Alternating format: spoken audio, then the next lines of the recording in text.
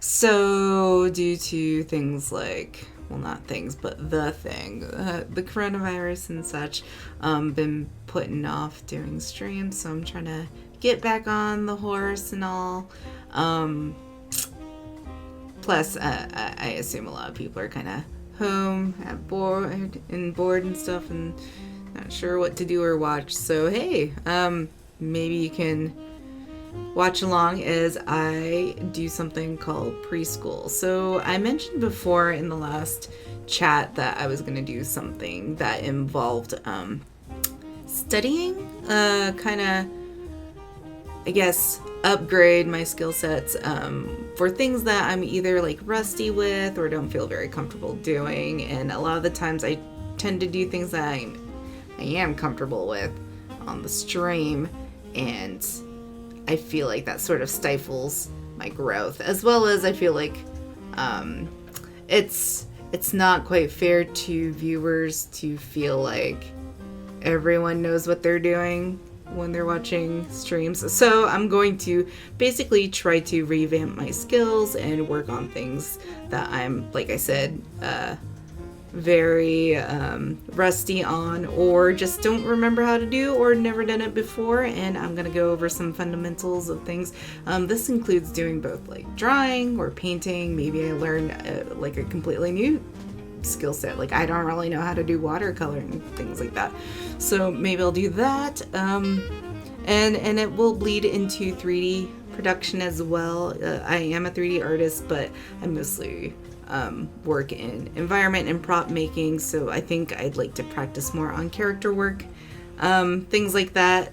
Maybe I'll have some cameo appearances of people who do know what they're doing to kind of guide me along the way. But anyway, so today I'm going to give it a go, and we are going to basically just start out really, really small. And I'm going to basically work on parts of the human face as days progress. I think right now I'm going to work on the human eye until I feel pretty comfortable with drawing it through muscle memory, rather than, because I feel pretty comfortable drawing from reference, but I'd like to get to the point where I don't need it, where I don't need to look at something in order to copy it. So that's kind of where I'm going with this. So I'm going to work on the human eye, and then maybe graduate to the nose, the mouth, the ear, and talk about some, I guess, some instructions and various notes that other artists have given via books. We're going to look at different books as well and see what their interpretation on how to do that goes. Maybe some might not click with me. Maybe some will click with people who are watching. I don't know. But yeah, I don't know. I think it'll be fun. So yeah, let's get to it. So I have a stack of books here, a lot that I like. I think I'm gonna switch over cameras without hopefully knocking over my very hot tea. But yeah, I'm gonna switch over to the web camera here in a second, so you can see this book. Shit, it's fine. I don't have a lot of room on my desk. It's fine. Okay, let's move this microphone too. Here we go. Okay, I think we're good to go. Let us go here. You done. There we go.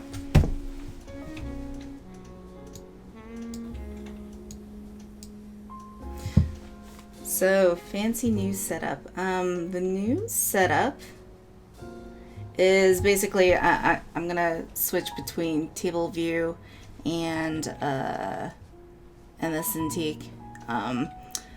Hopefully my settings are okay. It seems a little bit laggy, so I'm sorry if it is. Maybe I can change the settings for that on the fly.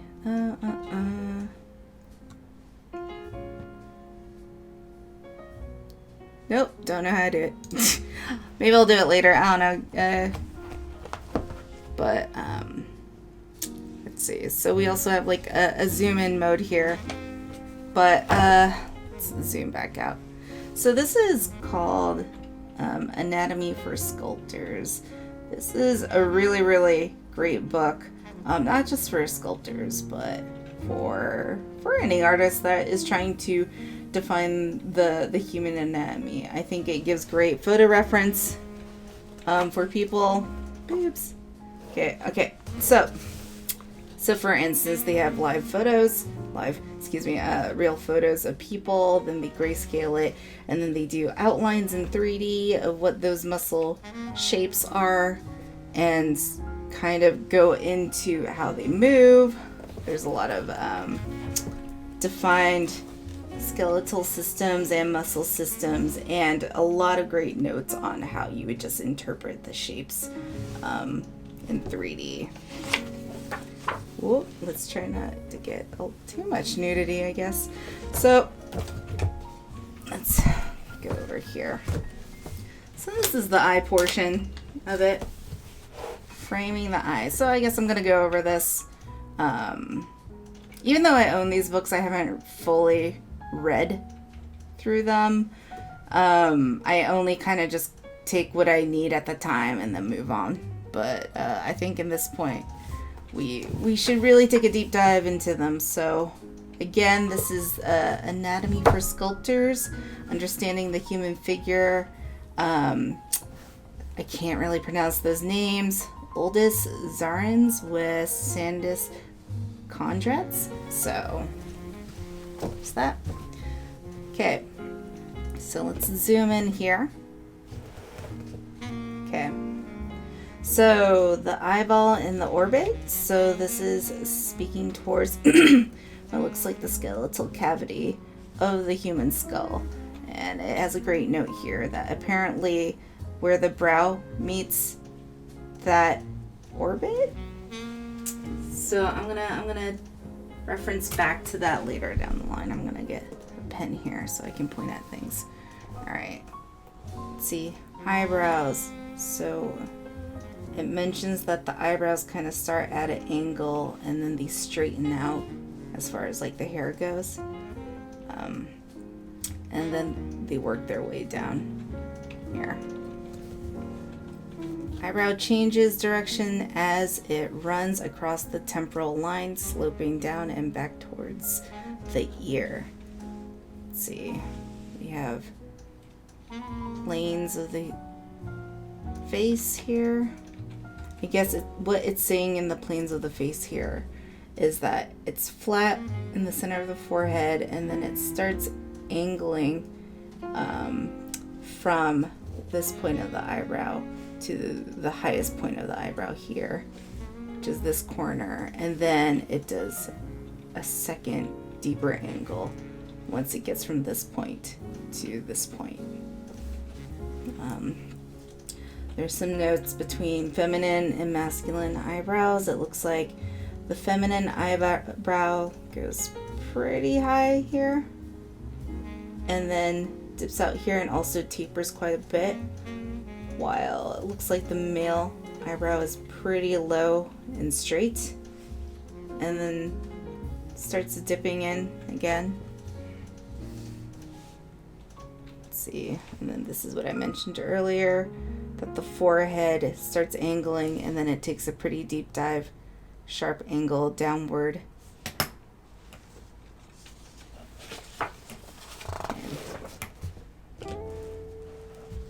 So I guess moving on to this part.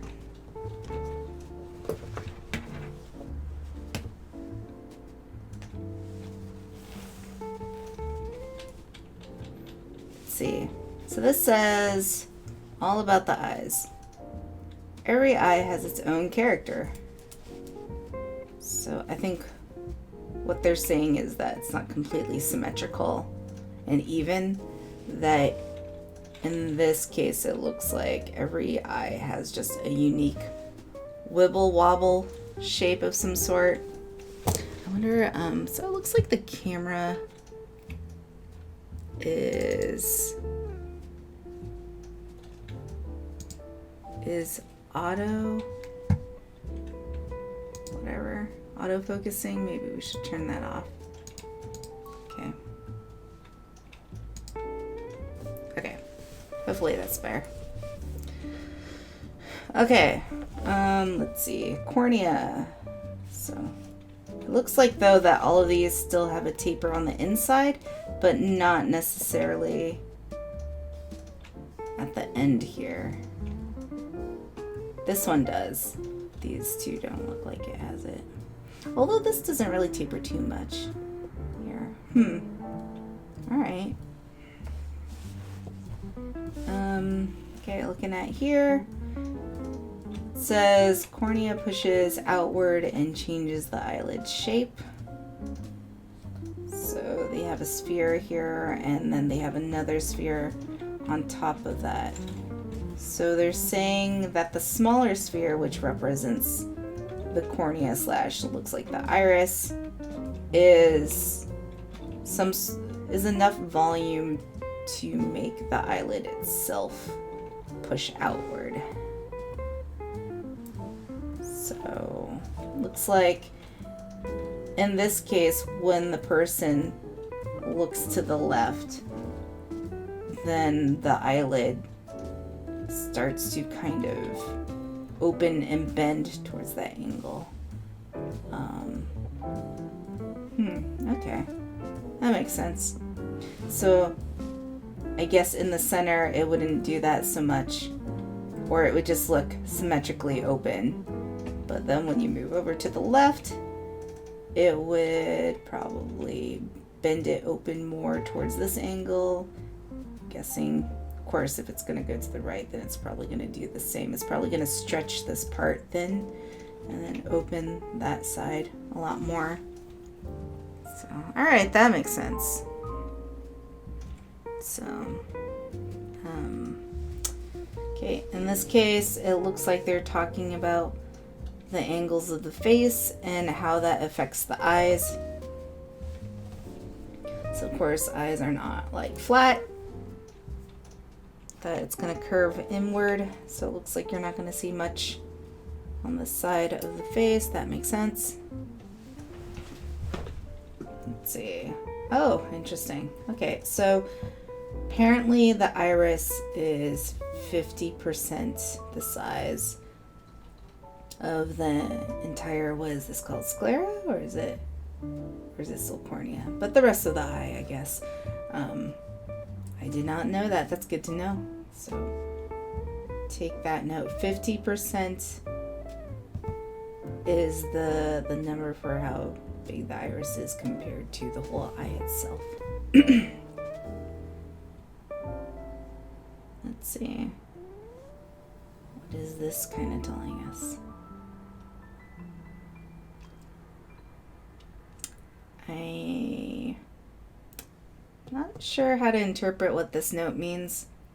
It's saying there's a certain width between the top of the eyelid and or maybe they're just saying that there is a depth there between. I'm not sure. I don't really know what that means.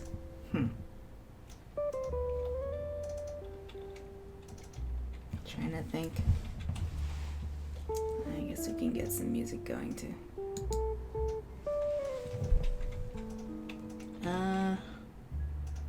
Yeah, I'm not sure what this means. All right, let's keep going. So let's see. These are examples of how the eye looks as far as eyelid ratio goes to your, I guess how revealed your iris is, depending on your expression. So the 2/5 kind of looks sleepy, I guess. It looks like, though, that the common denominator between all of these is that the iris always sits on the edge of the bottom of the eye. But the eyelid, for some reason, can reveal more of the eyeball. The top of the eye, I mean. Top eyelid, whatever. So partially covered, looks like it goes over a little bit in the iris here. Quarter covered looks like how a normally alert person looks. So it looks like it's sitting just above the iris. And then open pupil looks like the eyelids fully encase the eyeball itself. And then wide open, I guess, means the top eyelid reveals more of the eyeball. Okay, so let's see. I think this is just sort of an example of how you would separate the eyes from other art. That's fine. Okay, so let's go here. The eye. What makes a face look flat? So I guess we have a comparison between a human and a gorilla. So human, I guess it's saying that the corners of the eye are kind of at a V shape here, versus in a gorilla it goes, or some sort of ape, it goes straight across. So I guess that kind of reflects back here on the curvature of things. Okay, let's see. Concave, convex.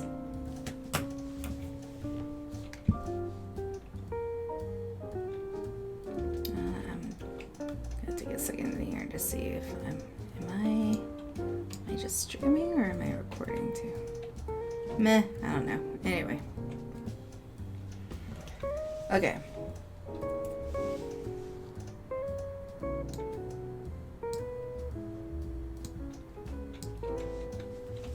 Alright. Concave versus convex. So the concave part is probably this hollow part that is inside of the eye, the part that's between the nose, the eye, and the eyebrow. And so that hollows out, it looks like, but then it kind of folds back over with a new muscle, which is probably part of the eyebrow, and that is convexed. It's interesting though, and this one it sort of looks like it's flipping over.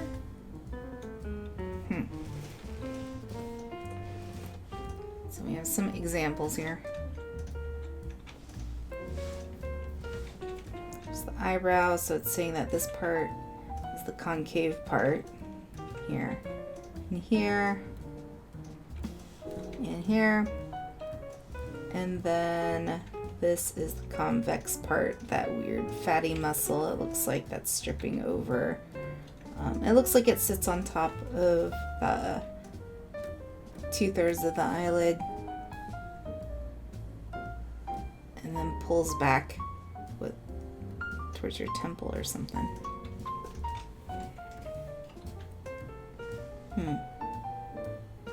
Okay.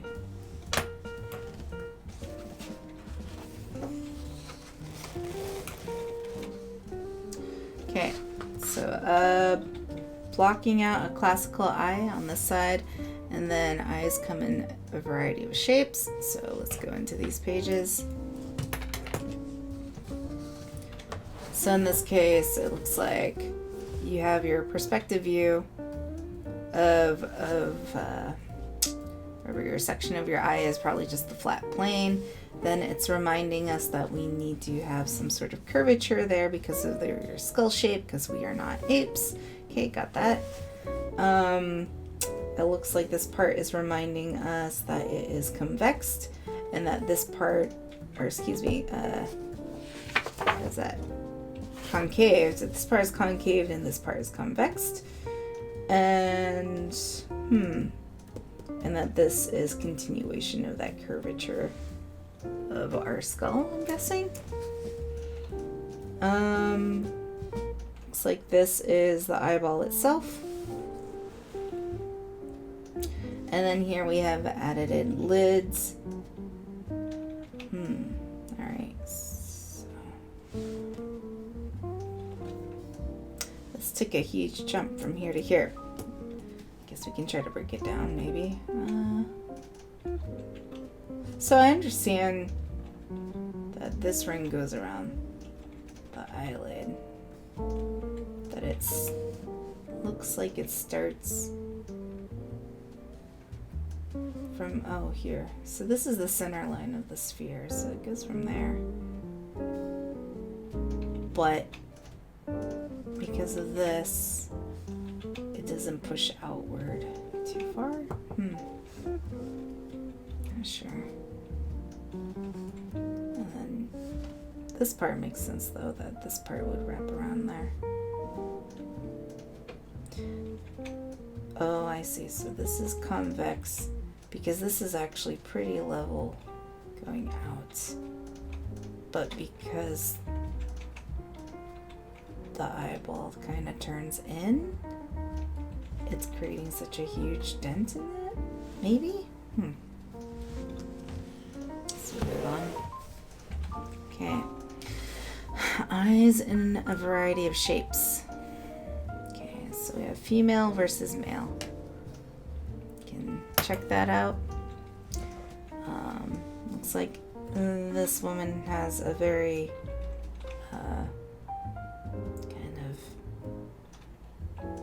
makeup artisty type of eyebrow thing going on.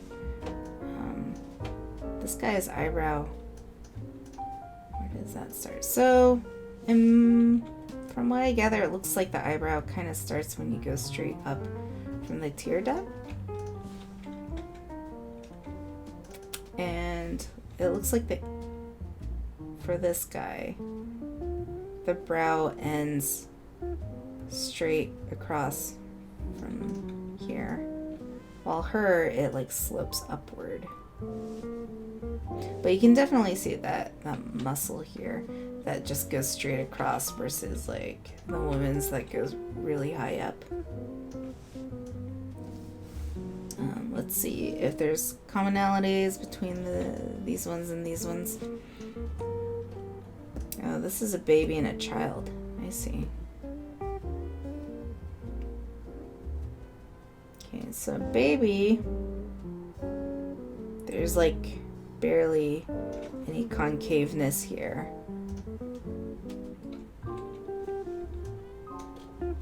Child is a little bit more prominent, but not as deep. But definitely like these features are a lot softer on this side. Okay, so here we have Asian versus black. This person, it sort of has the opposite eye fold here, where this one goes, oh wait, no, that's actually the same, isn't it, from this guy? Well, it looks like it covers over the tear duct though, and that this part is, oh, you can't see, that the tear duct doesn't reveal itself in this one. At least that's what I'm getting out of it, and it also kind of goes over this bottom part. I guess kind of flipping back, we go into how eyes have a lot of like their character. This sort of looks a little bit more Asian than the other ones.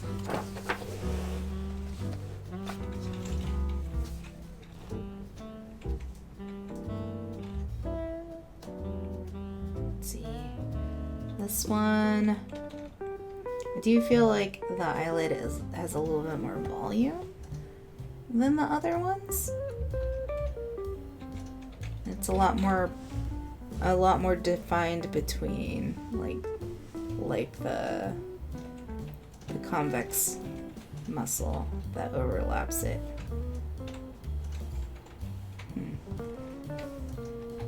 Senior person, their eye is going crazy. it looks like a lot of the convex muscle, that fatty muscle that kind of goes over the top eyelid, is sort of like deflated, and that there's a few extra folds going on here.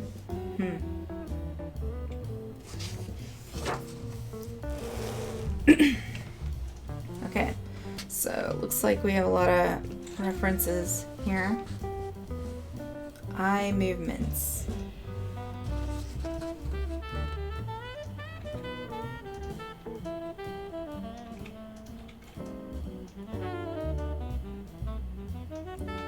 Go over some of these. I don't know. So these are, I guess, normal expression. I don't know, expressionless maybe. Kind of eyes. I guess something to note: when eyes are closed, they still have that fold there over the eyelid. Or maybe not, because this guy doesn't have it. I guess I should compare the two, huh? Okay.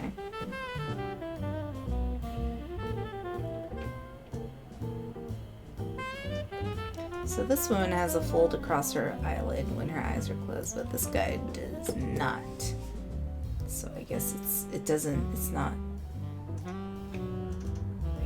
not very important that happens. But again, something to note with like the feminine eyebrows, they do kind of peak up again. You see here, versus like this guy's eyebrows just go straight across over the top eyelid.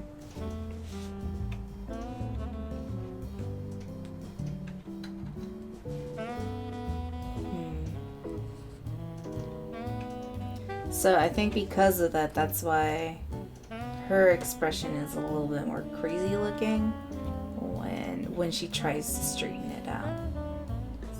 Because now she's grimacing, it looks like, in this one. While this guy is probably doing the same expression. And his expression almost looks the same as his normal expression. So, but in this case, you can see pinching. I guess this is more grimacing, but I think maybe they swapped the two. So I guess, yeah, in this case, like, main takeaway is that the convex area definitely starts going over the eyeball, like overlapping it, and it's also causing a lot of shadow, darkening the eyes. Like, you can see a lot of that glary specular highlight in all the irises, but I'm starting to notice that in these ones where their brow is furrowing, that there is no specular highlight, or if there is, it's super dim. So I guess that's something to take into consideration. Actually, I didn't think about that. So I guess when they're grimacing, maybe not put the specular highlight into the iris. Alright. Let's see. So in her surprise look, it looks a little bit like her eyebrows didn't change that much, but you definitely can start seeing her eyelids reveal more of the cornea. Hey Blippi, sorry, I'm not quite sure how to fix the lagginess. Unless, hey Chris, are you pushing stuff in Perforce? Oh, okay, I don't know. It might be the camera itself, I don't know. I was trying to fix it. Let me check it out again. It could be my settings.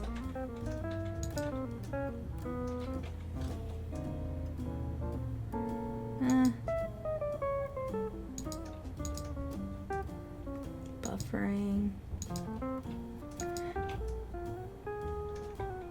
Yeah, not sure. I don't know how to change the I think it has something to do with the webcam.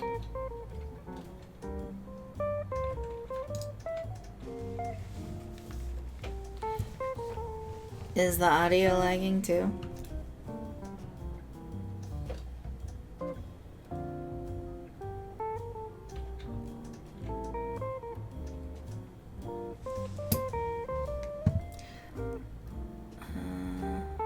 I'm gonna flip over to something here. Let's see. Copy. Forgot to put this stuff in here. Paste.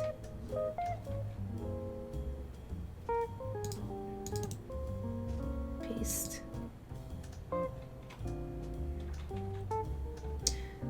Anyway, okay, cool. As long as the audio isn't lagging, I guess. I'm going to try to hold still as best as I can. I do see that it's lagging, or is like a slow frame rate on the camera. I really don't know how to fix that. It could be just slow internet or whatever. But, yeah, welcome. I am doing a new segment. I already kind of gave an introduction, but I'll give you an introduction, Floopy. This is new streaming segments called Preschool, and basically I am accepting that I don't know a lot of things, or I'm really bad at things, or I'm super rusty. So I'm going to go through a lot of fundamentals with a fine-tooth comb and try to brush up those skills. Mainly, for instance, like if I want to draw, I want to learn how to do something without the need of reference. I want to understand the properties of like the human anatomy and all that stuff without needing to look at a photo. So at least that's the goal. So here we go. So basically I'm going through art books that kind of explain their version of how to make the eye, or I'm going to, for instance, look at this book and interpret my own notes or takeaways that I'm noticing from their references. So we're just going through the first book right now. So it could be fun, it could be boring, but feel free to ask questions. We're all learning together is basically the point. So, but it looks like we're actually done with this book. But yeah, so this book is great for reference and short notes, I feel. Doesn't really give a lot of explanation on how to necessarily sculpt or draw the eye, but if you already understand sort of the fundamentals on how to do that, this is a great reminder. Or it has a lot of notes that are pointing some things out to me that I haven't noticed in other books. So again, this book is Anatomy for Sculptors by Uldis Zarins with Soundis Kondrats. I believe this was a Kickstarter book, I'm not sure. But yeah, good stuff. Okay, let's find the next one. I'm not going to go into this book too much, but this is another referencey book called Face It, Patricia Beckmann-Wells, tutorials by Scott Wells. Maybe it does if it has tutorials, but this has a lot of good references for all sorts of different races, genders, age, things like that. So, like you can see, they have examples of people from all over the world. Yes, Face It. Not to be confused with Nicolas Cage's Face Off. So,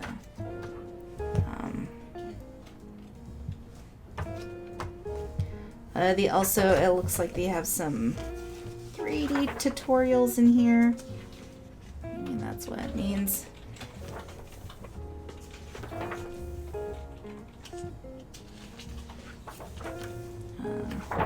But today in this segment, we're going to go over eyes specifically.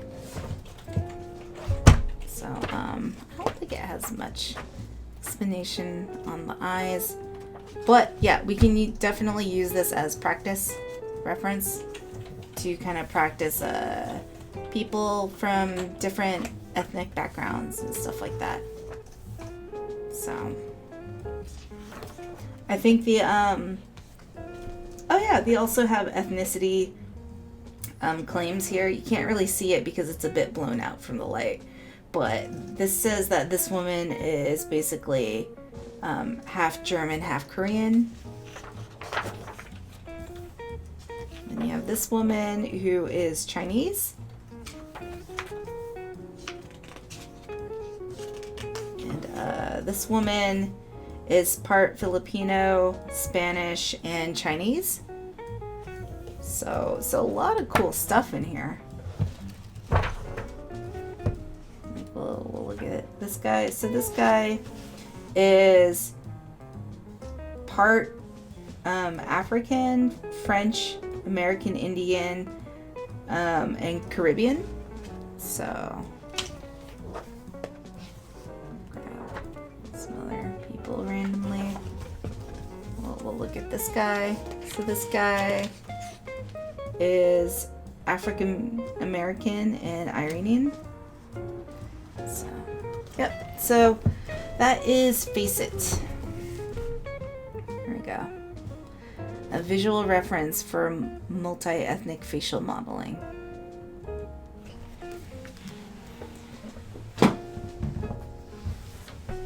Okay, now we're gonna get to the actual classic stuff. So you probably heard of the Bridgman series. George B. Bridgman, well known for his figure drawing studies, and it's something that's definitely referenced in a lot of art schools. He has a lot of dynamic anatomy figures, as well as he sort of has an interesting style where he pops out a lot of key parts. Yeah, he pops out a lot of key parts that define the human body without illustrating all of the human body. And you can kind of already see that in like this cover here, where he just shows like the concaved part of like the rib cage and the parts of the joints and the silhouette of certain muscles, but he doesn't need to fill out the whole thing to define the whole human body, which has been always pretty interesting. I don't really, like, this is actually Chris's book, so I don't really own a lot of Bridgman books, so I'm not too familiar with his stuff because I was too lazy to read, but now we're gonna do it. So here we go. So now we're gonna like full dive into what Bridgman is all about. And I guess it's not gonna be a lot, so because it looks like, again, we're only gonna study the eye in this segment. And he only has 2 pages worth of stuff about the eye. But I think there is fundamentals on how he works, which we can get into later down the road. So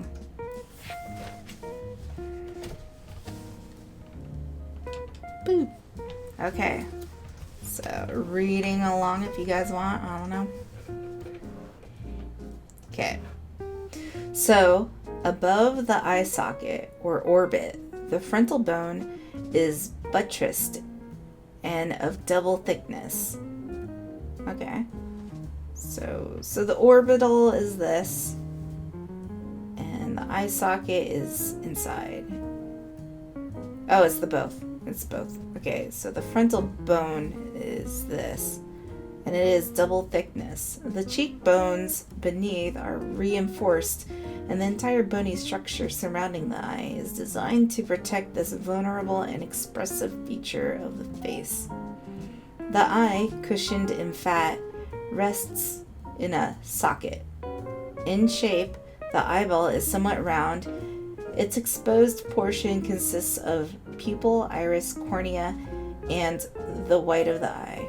Due to the transparent covering, or cornea, which fits over the iris, much as a watch crystal fits over a watch, making a part of the smaller sphere laid over a larger one.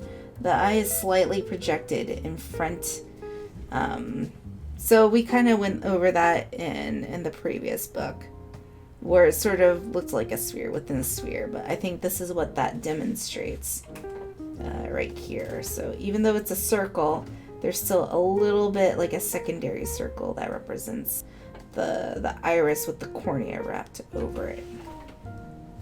Okay. It is the upper lid which moves.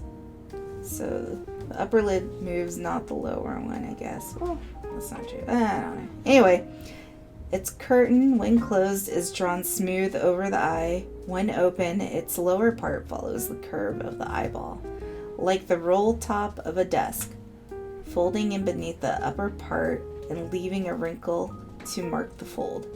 The transparent cornea of the eye, raised perceptibly and always partly covered by the upper lid, makes this lid bulge. This bulge on the lid travels with the eyeball as it moves, whether open or closed. So again, this was kind of mentioned in the other book, but like in no words basically. So if this eye moves to the left, then it says that this kind of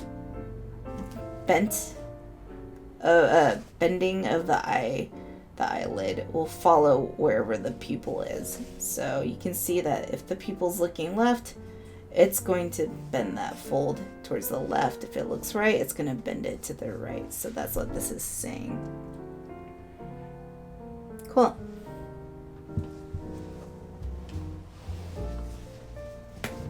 So we have a picture of a dude's eye here. The lower lid, let's go into this. Okay, so the lower lid is quite stable. It may be wrinkled and slightly lifted inward, bulging below the inner end of the lid. The lashes, which fringe the upper and lower lid from their outer margin, shade the eye and serve as a delicate feelers to protect it. The upper lid instinctively closes when they are touched. All right, so kind of deconstructing that statement. This lower lid tends to be kind of smooth, and it kind of lifts upward, so towards the center of the eye a bit more. The lashes go along on the outer margin that we've already discussed, and that creates that shadow that you usually see in drawings over the iris. Okay, cool. Well, crazy thing is, I think that's all of the Bridgman notes we have for the eye. So, I guess moving on to the next book. So, this book, because Bridgman has a million books, if you want to look at this one, which is pretty thorough, but you can't get the collection. Bridgman's Complete Guide to Drawing from Life. So, there's that.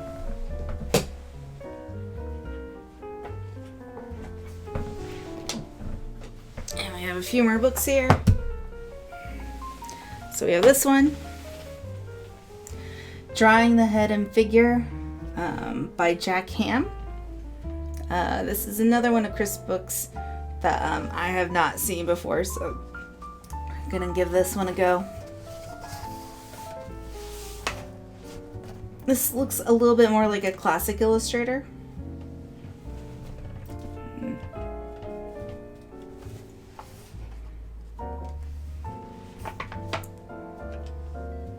Okay, it kind of looks like those old-timey illustrators. Okay, so here it says these are actually experimenting with pencil strokes. So we're going to go over on this side, which is actually the eye studies. So the eye, step by step. So step 1. Here is a suggested way of building the female eye. Note, always sketch lightly at the beginning. This will leave your work pliable and manageable. The diagrams at the left are more heavily drawn for emphasis. The basic shape of the human eye is the football ellipse. Choosing the point on the left side, here we go. Choosing the point on the left side as the inside corner, this basic shape may be slightly flattened at the top left and the bottom right. So we have This part, top left. So this part is flat. This part is also flat according to this guy's style. I think, well, this one is definitely because we've learned in the other sculpting anatomy book that this is concaved, a concaved area because of that fatty fold that goes on top.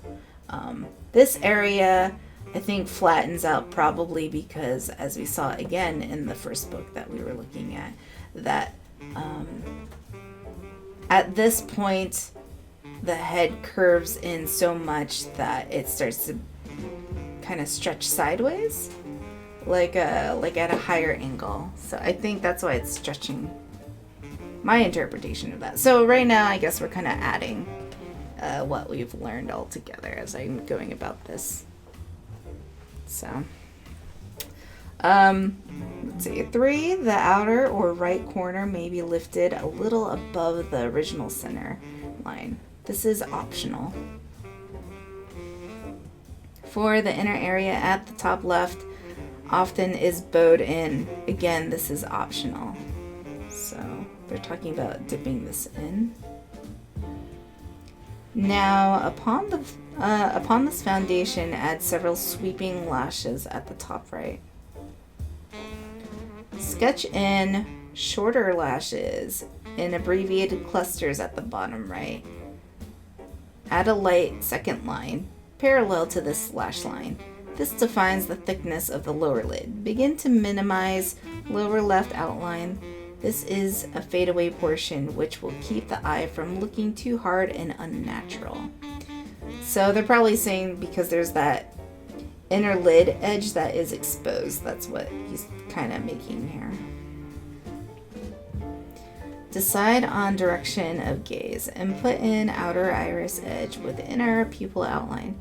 Make slight wedge like emphasis by inside corner. Okay, so they're talking about just putting in the iris as well as the tear duct. Sketch dark and light line values in the circle. Gradation and values vary with selected color, eye color. So that was 8. This one is add shadow area over the iris on either side of the pupil, and a lighter shadow area beneath the top lid may be laid over in white portion of the eye. So that's because of the upper eyelid casting that shadow. And then add a top fold of the eyelid. This may be a narrow or wide strip, or it may hardly show at all. Heavy up the line out of which grow the top eyelashes. This may be done all the way across. Put in a highlight either with opaque white or eraser. Okay.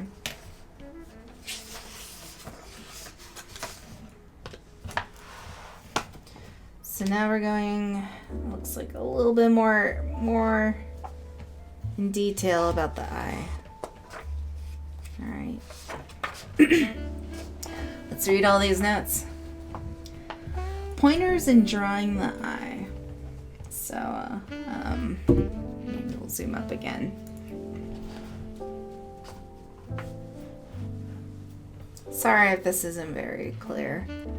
I did my best. All right. In the eyebrow, hairs grow obliquely away from the nose. Add the peak arch. Okay, so I'm not gonna read everything. I'm just like, if we already covered it in the other books, I'm just gonna skim through it.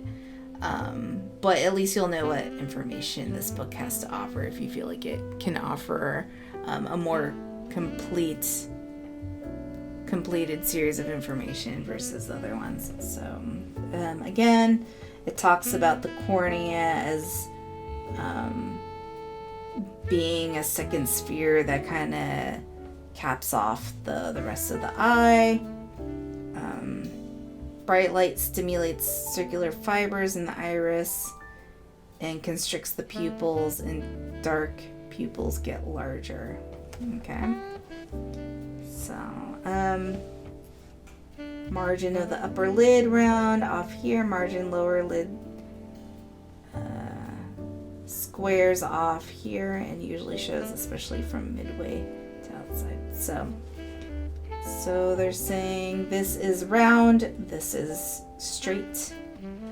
Notice how the lower lid pocket is molded around the eye, so this kind of lifts up and then starts like curving straight across the eye. Fleck of white at lowest point of the lower curve indicates excess moisture in the eye. This will appear more pronounced in sad or crying. So there is a little white dot here. That's what they're mentioning. Let's see. In looking at a near object, the pupil is small. In looking at distant objects, it is large. Let's bring this up. That's what this says. So it kind of goes in the science more of how the eyeball works, although not necessarily. I feel like this is good to know for more story-driven stuff, but not necessarily understanding the anatomy of the eyes. So if you wanted to be a little bit more expressive in your drawing, like, oh, I want this person to seem surprised, then understanding these concepts that the pupil would be more dilated when they're surprised, or more open as well when they're in a dark place versus a bright place, to get a little bit more realistic vibe from your drawing, then that's all good stuff to know. Yeah. Let's see. Lashes are actually arranged in double or triple rows at the margin of the lid. This gives them a tendency to cluster as they come out. Let's see. However, lashes with pronounced curl come down before they swoop up, hence the scallop that they often appear here. Same applies in reverse, though not as much for the lower lashes. Top lashes curl up and lower lashes curl down, so they do not interlace when the eye closes. Okay, let's go into this side. Sparkle or liveliness is obtained by drawing a pupil in its entirety. Avoid showing shadow from lid or lashes on iris or pupil for maximum sparkle. More sparkle can be obtained by placing a highlight spotlight on the eye. Here is a wet highlight, and beside it is a contour highlight. So it's a little bit hard to see, but there is like a shine, like boom. Sometimes it is quite effective to show a dash of highlight across the portion of the iris, which is this straight line here. Probably, I'm guessing, to indicate like the curvature of the eyeball itself is what I'm guessing. There's actually a break in the corner where lashes do not appear. It is a mistake to draw them all around the eye. So, however, shadow from the extended lashes may fall on the skin beside the eye. Even in a small drawing, this may be subtle, shown though it is not necessary. So they're talking about this shadow here that is casted from the eyelash. Cool. Get some tea.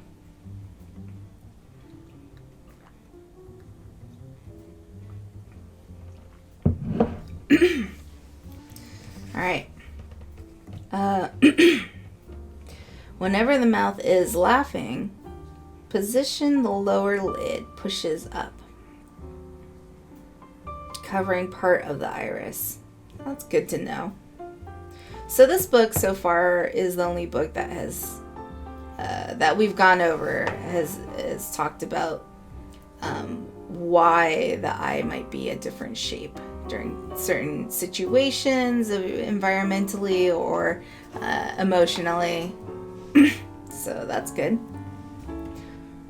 The iris, meaning rainbow, is the colored portion of the eye. The markings of the coloration converts towards the pupil. The various shades of blue eyes are caused by pigmentation. Oh, we don't need to know that stuff. It's fine. Maybe later. Okay, let's go into this one. Some eyelids have several delicate skin folds, which may become more pronounced with age.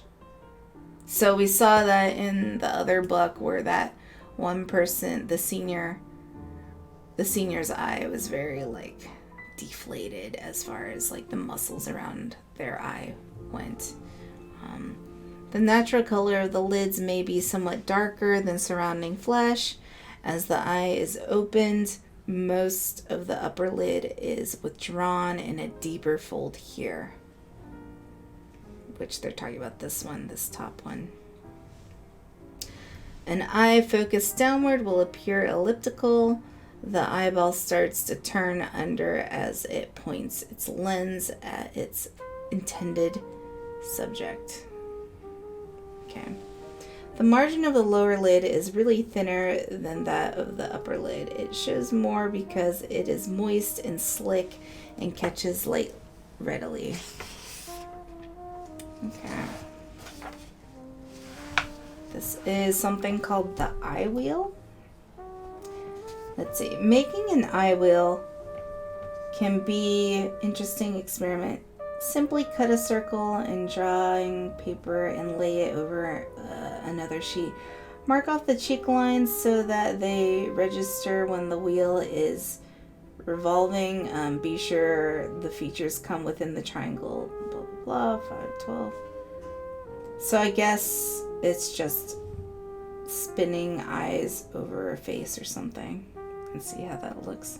One reason why there are millions of different looking people in the world is because of the endless combinations of features. Alright. Oh, we have some crazy shit going on here. Like an eye map or something. So, I don't know if you can see this. There's a lot of numbers, markings here. The eye is the number one feature transmitting thoughts behind expressions. There are 8 areas of exterior response which may work singularly or in combination. The 3 general areas of skin alteration where lines may appear is A, B, and C. So line A is over here. Line B is up top here. And line C is down here. And 5 set of horizontals which may move up and down. Twist until these are represented by the 5 columns of numbers in the above diagram. So all along A, there is basically levels of where this eyebrow can meet. It can go down here, which is level 5, 4, 3, 2, 1, to like a more surprise look. And then the arch of the eyebrow looks to only have 3 levels, 3 being the lowest, and then 2, 1 as the highest point. And then that's where these other levels are with these lids to kind of show how far up and how far down they go. So basically this is kind of showing how much you can animate the eye, which is pretty cool. So this book is giving a lot of things that so far the other few books we've went over has not.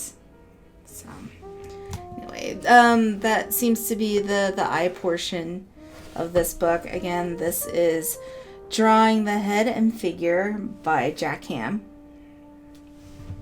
So, all right. What else do we got here? I don't know. Chris just threw a bunch of other books at me. I don't know if I want to go over these ones. Hang on.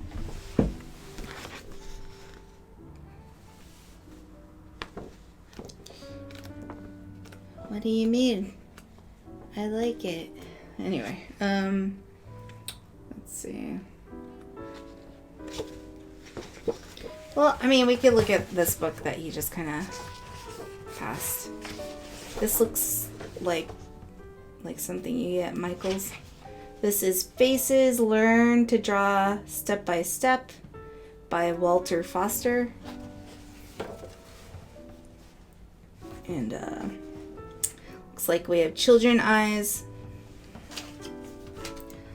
Children eyes are generally rounder than adults, and the skin around them is smoother. So we noticed that when we were looking at the other book, but there were no notes about it. Let's see. Practice drawing the eye from various angles. Children often exhibit a wide-eyed, curious expression. All right.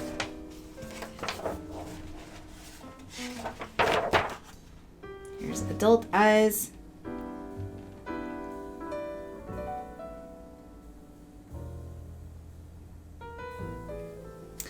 Let's go look at the other books. They're kind of like, just draw more eyes. So, let's see.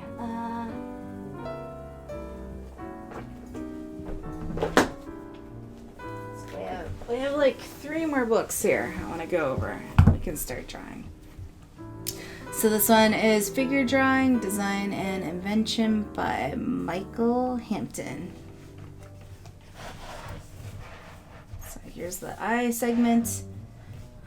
We'll just see again if he has anything different to say. And if he does, then I'll point those things out. I think he only has a couple pages anyway. Yeah, so this should go over quickly. So let's go over this.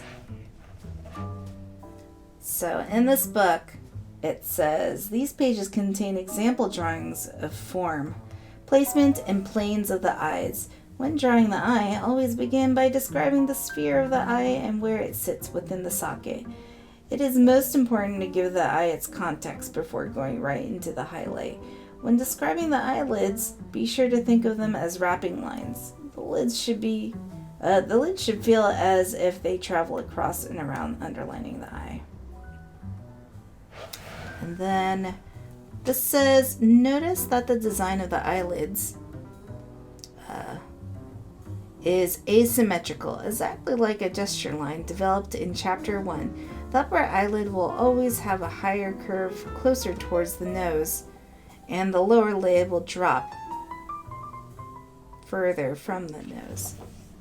So if that's all this book really has to offer, I'm going to say this is probably not one you want for at least understanding facial anatomy.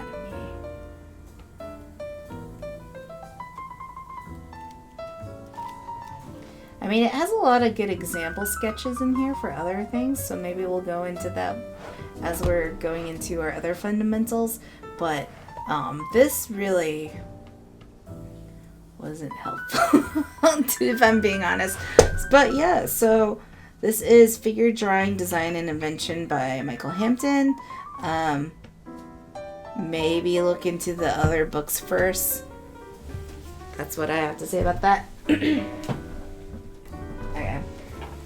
So, this one is Anatomy of Facial Expression. So we're going to go into this one. So I'm not... Okay, so this is Anatomy of Facial Expression. It's by the same people who did the first book that I went over that I thoroughly enjoy for their quick notes and really great reference images and stuff like that. And so again, this is Uldis Zarins for Anatomy of Facial Expression. So it looks like a little bit more deeper dive into facial structure than the other book. Well, the other book is a little bit more about the whole entire human body. So let's see. Let's get into this. Regions of the head. I don't think. So I think the eye segments are a little bit scattered in this one, and so I think I just picked out where the head portion kind of starts. But we can actually go into, I guess, explaining the science part of like the anatomy, like muscles and things like that. So if we're just going over the eye, so we've already established that this part is called the orbital region. It's like the eye socket, basically. So we'll go into this here.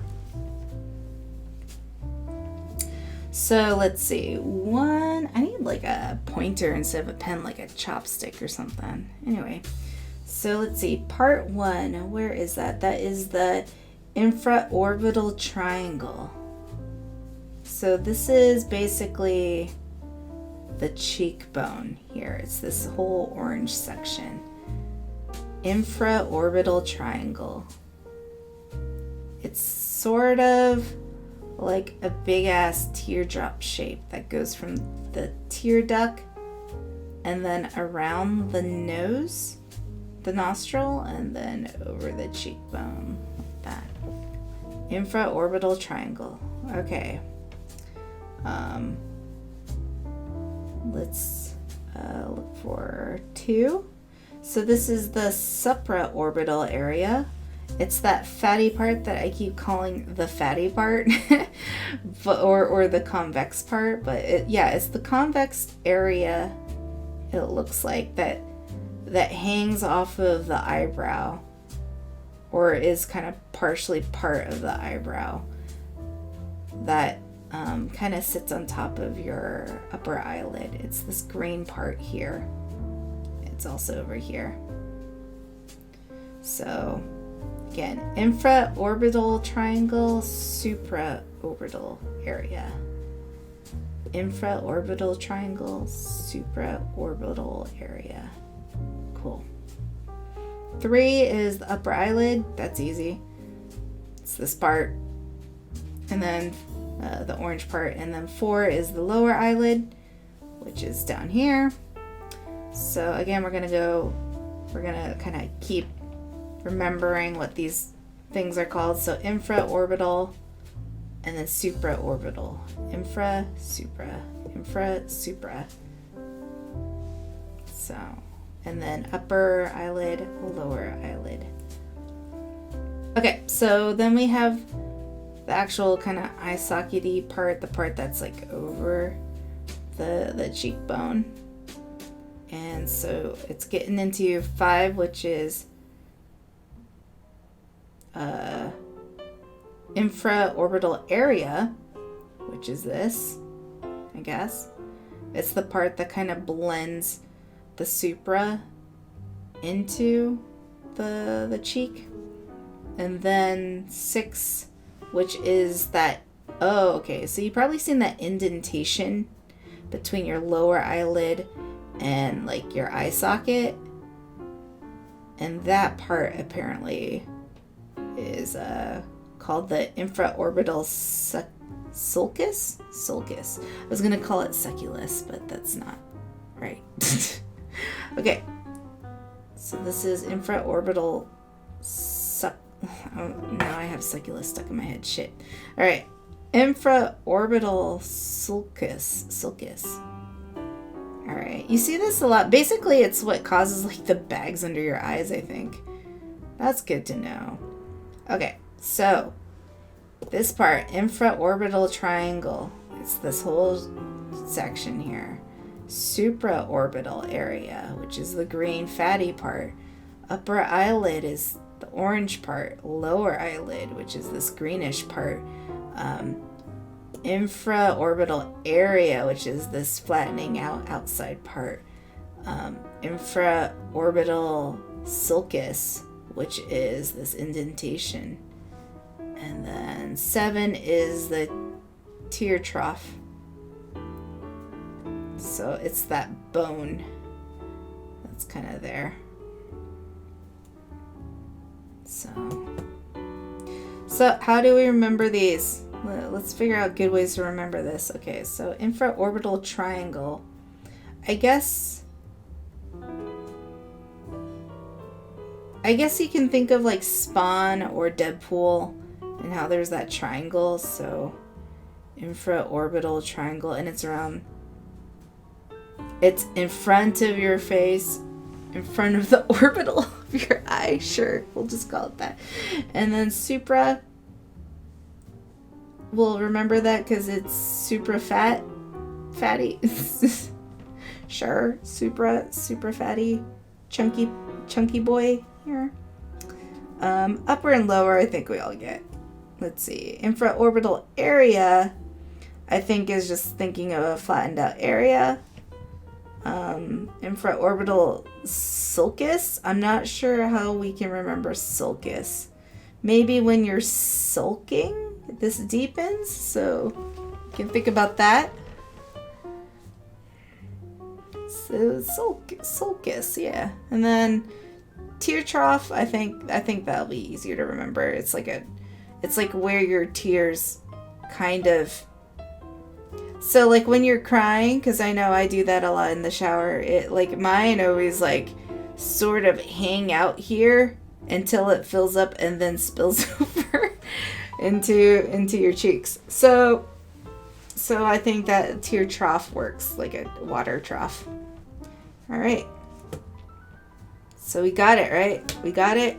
One more time. Infraorbital triangle, supraorbital area, upper lid, lower lid, infraorbital area, infraorbital sulcus, and tear trough.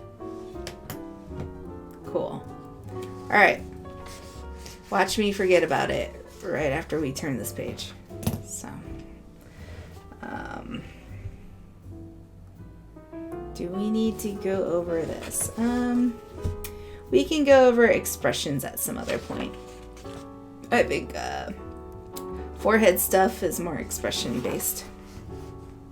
Let's see. I think this also is a little bit more expression based than eye based.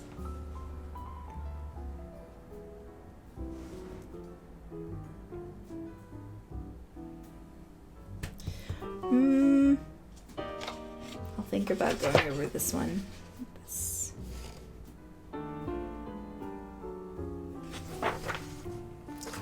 I guess we can go over it a little bit. So this is, let's see, muscles of the globular region. Action unit 4, brow lowerer, corrugator, supercilii, and procerus depressor supercilii. Supercilii. Well, okay. All right.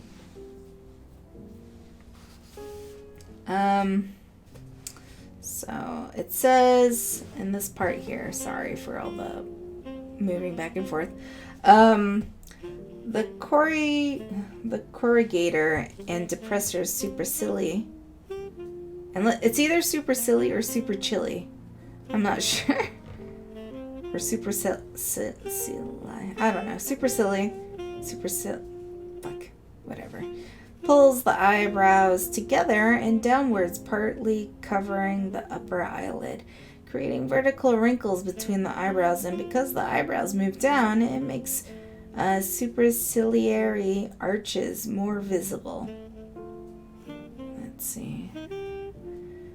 The procerus pulls the skin and the glabellar region downward and creates a line across the bridge of the nose. Okay. So here's a line across the bridge of the nose, which is the procerus, I guess. The procerus is this middle muscle, I guess. And when it contracts, it causes a wrinkle, is what I'm gathering. So the corrugator are like tiny little muscles, it looks like, that stretch back into your forehead. And those pull and stretch outward like this. Oh, it looks like some of them go up and down. So it's like basically your forehead muscle, it looks like. And then the depressor supercilii, which is these parts right where, like these, I don't know, chunky parts of your eyebrows are, I guess, the really expressive part of your eyebrows. The parts that cute dogs have, are right there, and that's the depressor supercilii. All right. Okay. Facial muscles. contraction unit, 5 upper lid erasers, leviators, palpebrae, superiorice, and oh man, I'm gonna butcher these. Hella science words. And superior tarsal muscles. Cool. Okay, let's go over it. Yeah, let's do it. Alright. Let's jump in. Hopefully you can see that. Okay. So, 1, which is here. It's right here. This is the orbital margin. 2, right here, which looks like it's right where the upper eyelid is, which is the tarsal plate. 3, where's 3? This looks like it's where the infraorbital sulcus is. Ha, got that. That is the orbital septum. And then 4. I don't even see a 4. Well, oh, it's over on this side. 4 looks like it's right, like a layer underneath the eyebrow. That is the roof. 5 is the lateral palpebral ligament, which is, oh, so this is the part that's sort of runs across from the end of your eye to your to the orbital bone. So it's this part, and also here. So that's 5. Lateral palpebral ligament. And then 6. There's 6. 6 is on the other side of the infraorbital sulcus, which is the SUF, which is short for suborbicularis oculi fat. And then 7, which is right next to that. I guess these are layers of fat within muscle that they're going over. They're going over the muscles of your eye. So this is the fat. And this is my malar fat. And then, let's see. Yep. So those are facial muscles. We also have a few things here. So, origin of the sphenoid bone. This is the anchor point, the origin of this muscle, and this is where the insertion of the tarsal plate is, I guess, to open and close it. And where's the superior tarsal? I guess it's this too. All right. I don't know if we've learned anything from that, but cool. Okay. Facial muscles for the oculus region. How far does this go into? I might skip some of these because I want to learn certain things, but I only want to learn them from a more superficial kind of level. Like, I only want to learn enough to understand how to draw it. And me going over these names are just going to confuse the shit out of me. So, So I guess I'm gonna go over it a little bit, enough to see if it's worth going over, I guess. We can say that. So, in this case, orbicularis oculi muscle. Good going. I did it.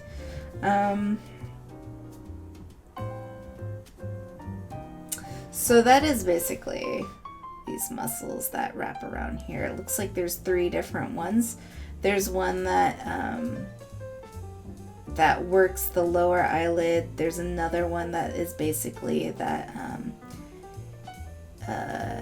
infraorbital area that is just below the sulcus area, and then you have one that stretches outside from the tear trough that looks like it connects the orbital socket to the rest of your cheek. But it looks like this muscle also wraps around in like a ring. I don't know if that is that true?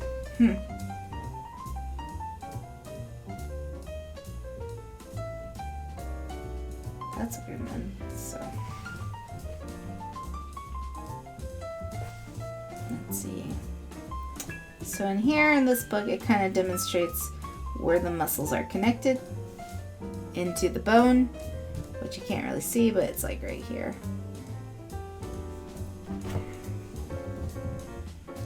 And I don't know what this shit's going on here. Moving on.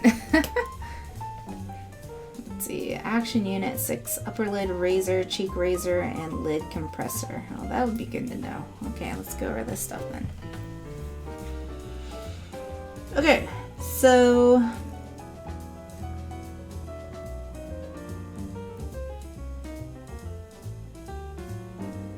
let's see. In this picture, draw skin towards the eye from the temple and cheeks as the orbital portion of the OO muscle constricts it.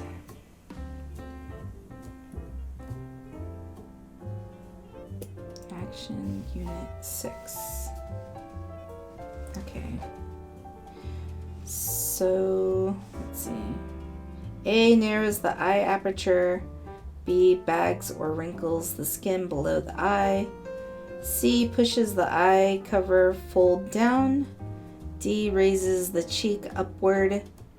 E potentially causes crow's feet and laughing eye wrinkles. Okay. So I think it's this green muscle that they're talking about. And when it contracts, like instead of open, it contracts or something. I guess it does all those things that it's mentioning. It narrows the aperture of the eye. So squinting, basically. And then bags or wrinkles the skin below the eye.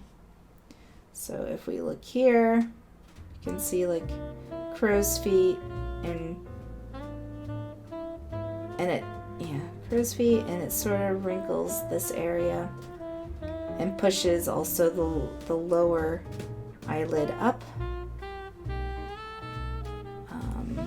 You can see also illustration here. Pushes this up, pushes the cheek up. And yeah, okay.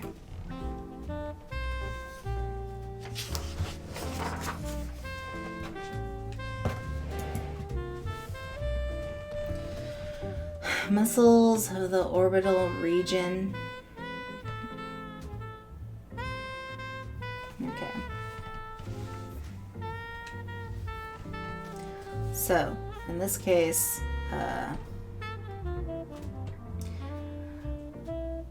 when the OO contracts, it pulls both the upper and lower eyelids and some of the adjacent skin below the eye together and towards the inner medial corner of the eye.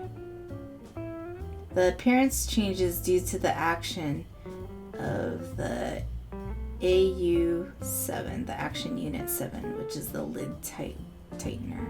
Okay. So it tightens eyelids, narrows the eyelid aperture, raises the lower eyelid. Lower lid becomes more straight and bulging. And when the AU7 is maximum, the appearance of squinting is the results. Okay, so in this case, it's saying when this muscle around the eye contracts, it creates squinting. And it kind of broke down what squinting is, which it says that this part straightens out the brow, the eyelid lifts, but I did notice the difference between this one and the last one is that the cheeks do not raise. And it doesn't look, well, I guess it does create crow's feet here. But yeah, okay. How many more pages do it? We have a lot more pages. Holy shit. Alright. Let's see. So, in this case, long story short, kind of the same deal. It's showing in this case when you do this facial expression, cheeks go up, aperture of eye is fully closed. Basically, all surrounding muscles start creating wrinkles. As you can see here. So, I don't think we need to, like, that's a little bit advanced stuff. We can go into expressions a bit later, I guess. I don't think we need to go into the internal muscles of the eyes and ligaments. That looks to be about the same here. So this is a little bit like heavier detail than what I need for it right now. This explains how those ligaments and muscles work.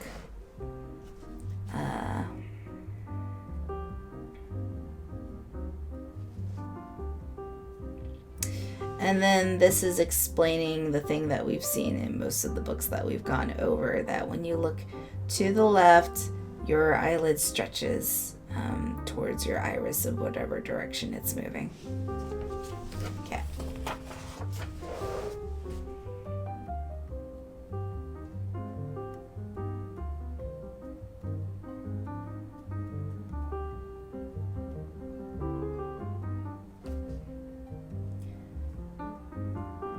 This is just kind of talking about how muscles work again on eye movement.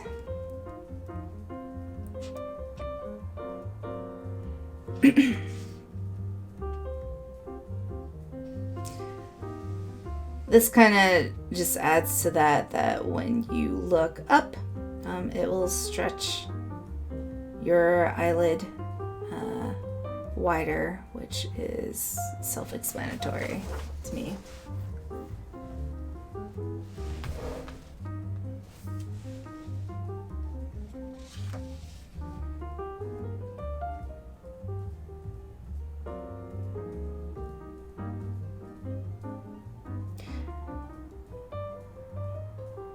This is slightly helpful, explaining when you're looking down how those lids move with your cornea.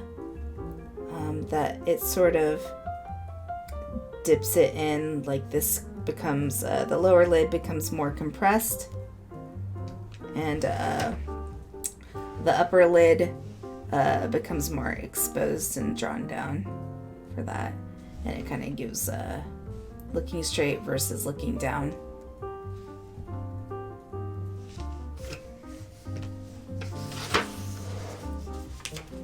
Okay, let's see.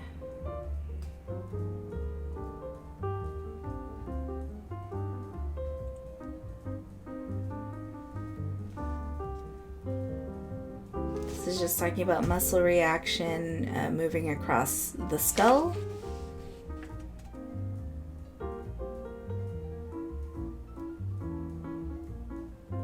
And sort of the same thing in a relaxed position.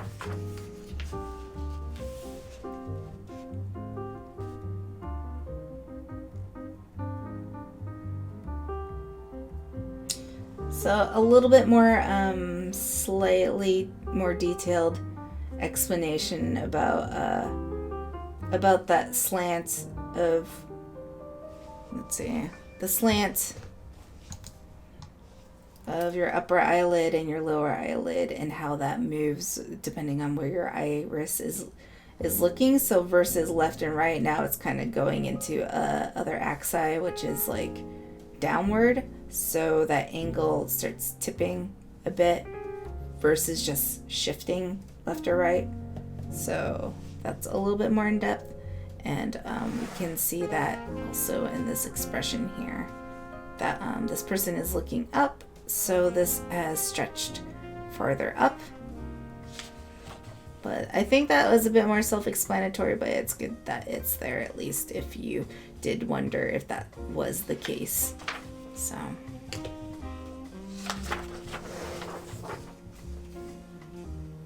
okay, and so this goes into the nose. All right, so this is anatomy of facial expressions, and it definitely doesn't just go, into the anatomy of the eye. It definitely breaks down expressions as far as muscles and bones goes, and why your muscles manipulate the way they do. It doesn't really give reasons, like the other illustrative book did on, like, hey, if someone's happy, this is what happens and stuff like that. If someone's sad, this is what that does. But we do have one more expression facial book that we can go over right now, and that should be our last book to sort of review on this.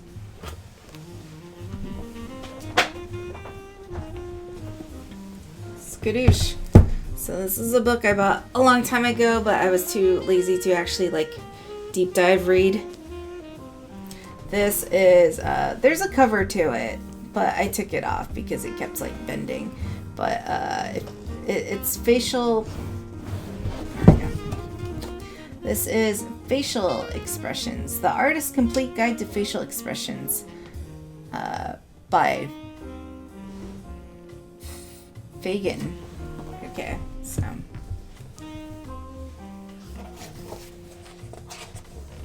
Okay, Facial Expression by Gary Faigin.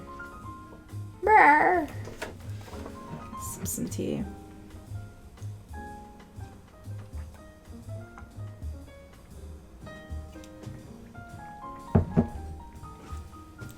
Exactly.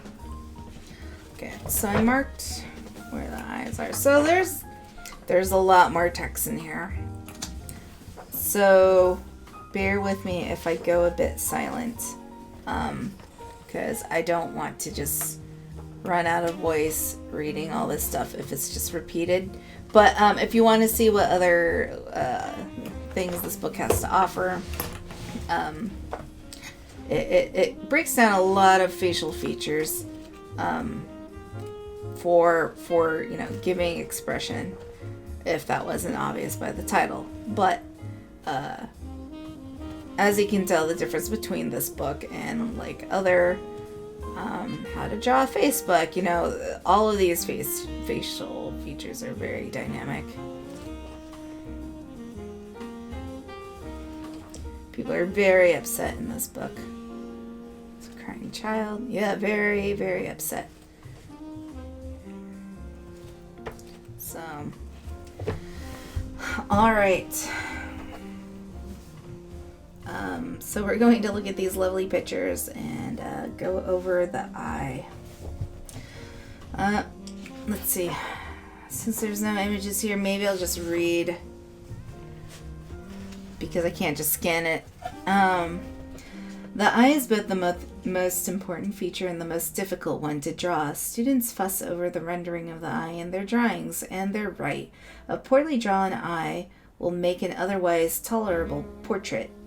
I lost my place already. Otherwise tolerable portrait look amateurish. Why does the eyes present such a challenge? Part of the problem is psychology. We are so engrossed in our preconception of the eye that we tend to draw from an idea rather than what we actually see. We conceive of the eye as important, so we draw it too large. We think of the eye as symmetrical and flat, and so it appears in drawings. Part of the problem is more mundane. Under usual circumstances, say in a drawing class, we're simply too far from the eye to see very much detail. To make matters worse, the eye is part of the face, most often in shadow, further hiding the form. But watch two people drawing the same model from the same distance and learn a valuable lesson. The more experienced artists will draw on the mental image of the eye to make up for the limited amount of actually visible, not unlike the way a computer enhances a photograph from the distant planetary probe, filling in what's left out, making educated guesses. The less experienced person can only draw what is visible. With no help from the experienced imagination, the results will show the difference. A good rendering of the eye, then, is based on a combination of prior knowledge and direct observation. Starting with the sphere. Here's one of the main things that prior knowledge will tell you. The eye is round, not flat. Imagine cutting a small slit into a piece of softer cloth, and then holding the cloth tight over a table tennis ball. The cloth will mold itself over the ball, and the slits will curve around it like lines in latitude on a globe. The eyeball is in fact an exact duplicate of the table tennis ball in size and shape, and the cloth acts like the eyelids, molding around the ball. From most views and most faces, the ball of the eye makes itself felt in the curving path of the lid rooms as they arc from the corner to corner in the fullness of the lids themselves, and in a way the light plays over the whole, revealing in the roundness of the lids and the exposed eyeball. Try looking at your own eye in a mirror. As you move your head back and forth and up and down, you'll notice that the eyelids always stay pressed tightly against the eye and follow its curves no matter how it moves. Raise your eyelids as high as you can and look at the upper eyelid, and the ball underneath becomes vividly apparent. Gently feel your eye and the surface around it for the limits of the ball and bone. If you want to master the drawing of the eye, grab a ball from your closet, set it on the table in a good side lighting, one well-defined shadow zone, one well-defined light zone, and draw it until it looks round. You'll know when you've succeeded. You have to be able to shade such a sphere before you can shade an eye. Going beyond the mass and conceptions. The first part of going beyond the symbolic eye is observing its roundness. The second part is getting beyond symmetry. A well-drawn eye shouldn't look like it could be turned upside down and worked just as well. The upper and lower eyelids and the border they make along the eye are quite different from each other. The inner half of the eye is shaped differently from the outer. Fortunately, there are some predictable ways that the eye is irregular in its shape. The eye is not horizontal. The corner of the eye is situated a little lower down the face than the outer corner. This arrangement has practical value. Tears, which are constantly moistened the eye's surface, move downward to their drain, the little red gland in the inner corner. So just like a bathtub, the drain in the inner eye corner is located at the lowest point of the eye. Though the lids are both arched, they do not get to the peak of their arcs at the same point. The upper lid raises sharply from the inner corner, curving more slowly down the outer. It's not as far down. The lower lid is very flat at first, dipping low further to the outer side. The high point of the upper lid and the low point of the lower are diagonally across from each other. The iris and the pupil. The colored portion of the eye, the iris, is centered around the circular opening of the pupil. Even if the iris is partly hidden, the pupil must be in the middle of the entire and not just the visible circle. When you draw the iris, be sure to judge its real size relative to the eye white surrounding it. There is a tendency to draw it as much too large. A good rule is that the iris in the adult eye is always about 1/3 the width of the entire opening. One problem with making it too big is that you give whomever you've drawn an infantile look. Babies have huge appearing irises because their eye slits isn't as wide enough to show as much of the rest of the eye. When the face grows, the apparent size of the iris shrinks. This just gets us started with the eye. Later, we'll look in a fascinating, subtle way the eye changes to accompany the various moods. So far, I feel like this book has given a lot of good information. However, a lot of this information has already been given in the previous books in a very condensed manner. I don't feel like I need to read like a giant story to know, hey, like the iris is this big. But you know what? Maybe I'm wrong, because he is putting a whole bunch of information all in one page versus the other books were kind of sprinkling all the information throughout multiple pages, but we will see. I do wish that there were more visual examples on this page as he's like talking about it though. But maybe that's what this page is. I guess we'll see.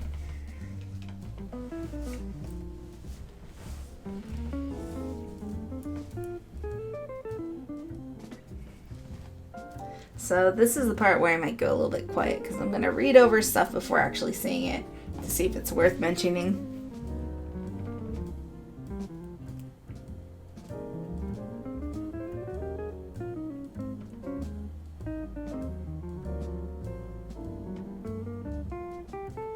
So in this case, this is a tip talking about lighting the eye. Imagine the eye as a ball with thick visor-like lids, produces a drawing bearing close to the resemblance of a living eye, as well as a medieval helmet. The light is visualized as falling from the upper left, throwing right-hand forms into shadow. Always show movement of tones on the white of the eye to avoid the dead fish look.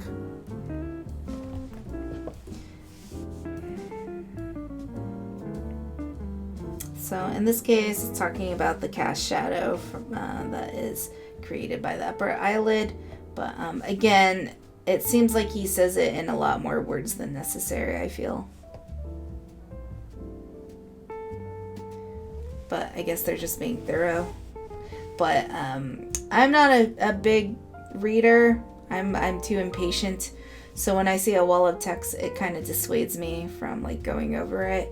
So this is good information, but it, like all the information is so wordy that it's a little bit intimidating to go over. So it's kind of cool that we're going over it now, but you know. Let's see.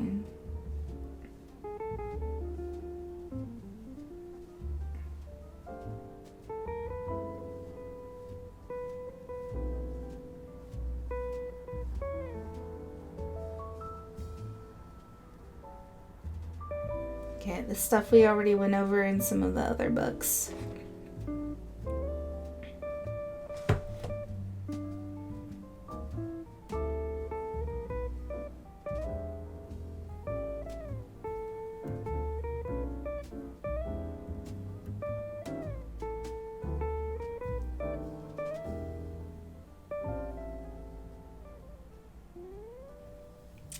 Stuff I think we already went over.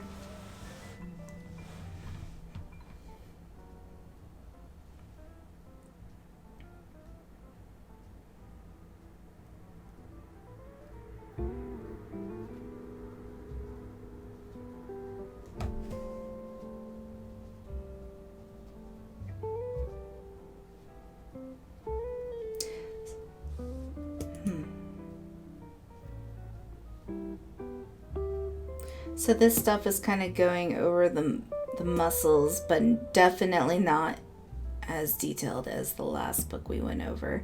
It's kind of just saying them in layman's terms.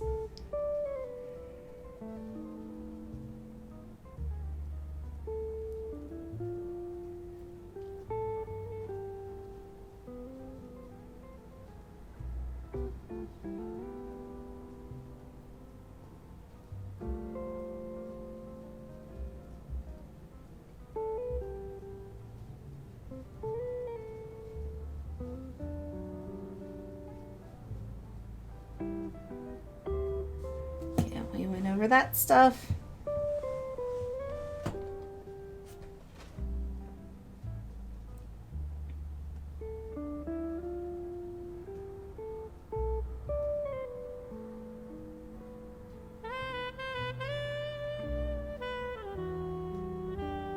It's kind of describing the orbital a lot and where the eye sits in it, but it's kind of stuff we went over again. This part does describe about age, which we haven't gone over that much. So in an older face, what's underneath begins to show through the surface. Here you can see the rim of the orbit. It's this area. The entire way around the eye, including the outer corner of F, which is this area, where it is usually hidden. The entire upper eyeball shows through the lid. The skin has lost its elasticity qualities, which smooth over these forms in younger faces. So I guess things start to sink in and not stretch as much. Makes sense.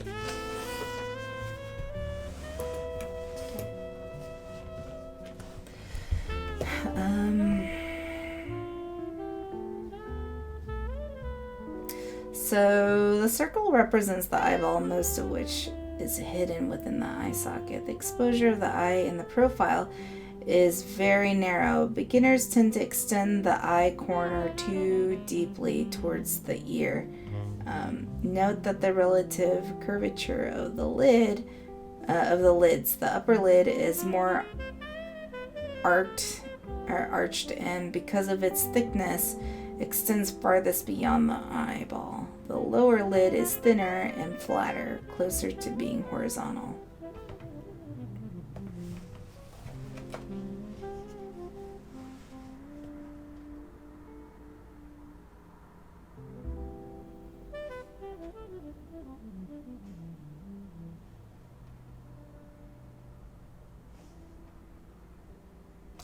And thus, he is just kind of describing how Leonardo da Vinci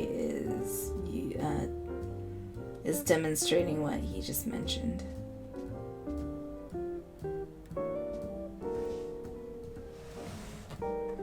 So put it to the side. This is the thing that we keep hearing time and time again about this like angular line, that there's always like a little bit of a dip on the lower eyelid, and then there's always like a raised portion on the upper eyelid because it's kind of stretching across that second sphere of the cornea. So that's what this is talking about.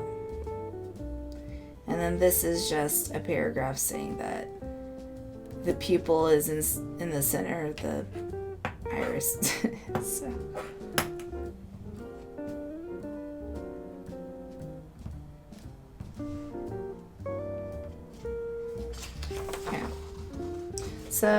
So that is the eye for this book. So again, this book is Facial Expressions with Gary Faigin. Or excuse me, The Artist's Complete Guide to Facial Expressions with Gary Faigin.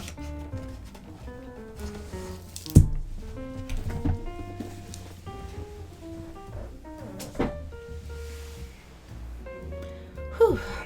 Alright, so I'm a little bit tired going over those books because it's been like an hour and a half. But I think maybe we'll do a few sketches before I call it quits here, because I don't want to forget everything and then start drawing and I don't remember anything, so that would be lame. So let us go move over to Photoshop here. Need to bring back my keyboard that I got all the way.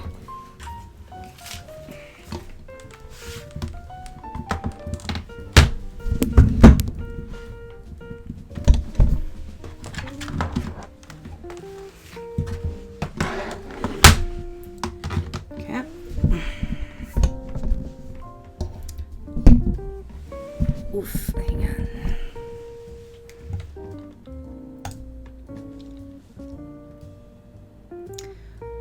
So I think What do you think, Loopy? Should I try to draw from reference and then try to draw from memory, or try to straight up draw from memory based off of what we just learned and see if it looks anything like a normal eyeball?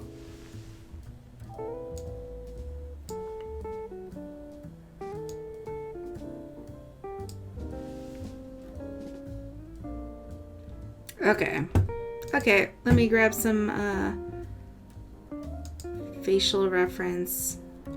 Oh, actually, we can use that Face It book. Let me grab that.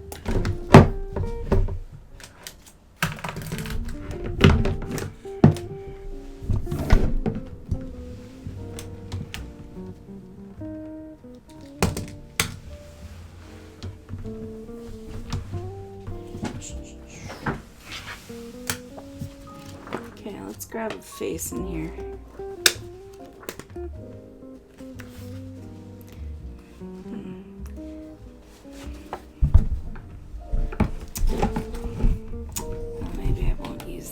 It's a little bit dark in this room right now. Maybe I'll do it later. Well, I'll just find something on Google, I guess. Google time.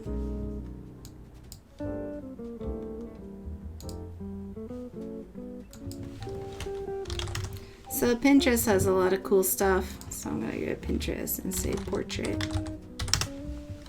photography. Get a lot of cool stuff in here, hopefully. A lot of ladies with bedroom eyes, it looks like. So here, we'll grab this one, this guy.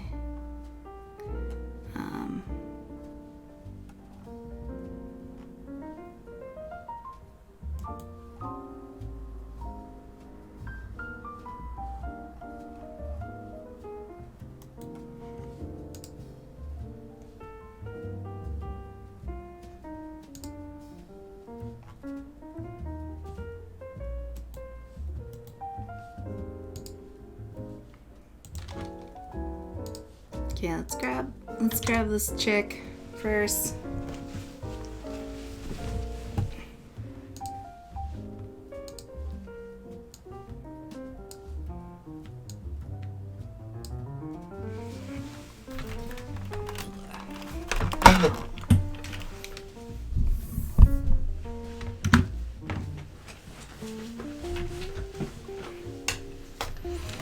Okay.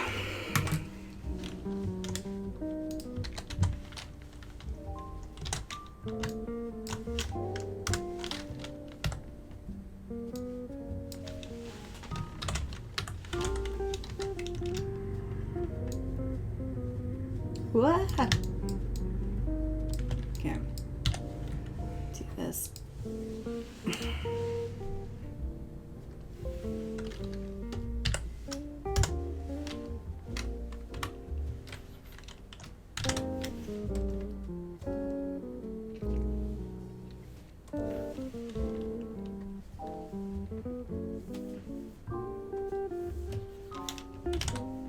Okay. So what we just learned, I guess, from our reading is that one, tear duck, maybe I should use a crazier color. Tear duck here is going to be, one, I guess, is the head is curved. It's not straight like an ape or a chimpanzee. It is curved, so I guess were to do this,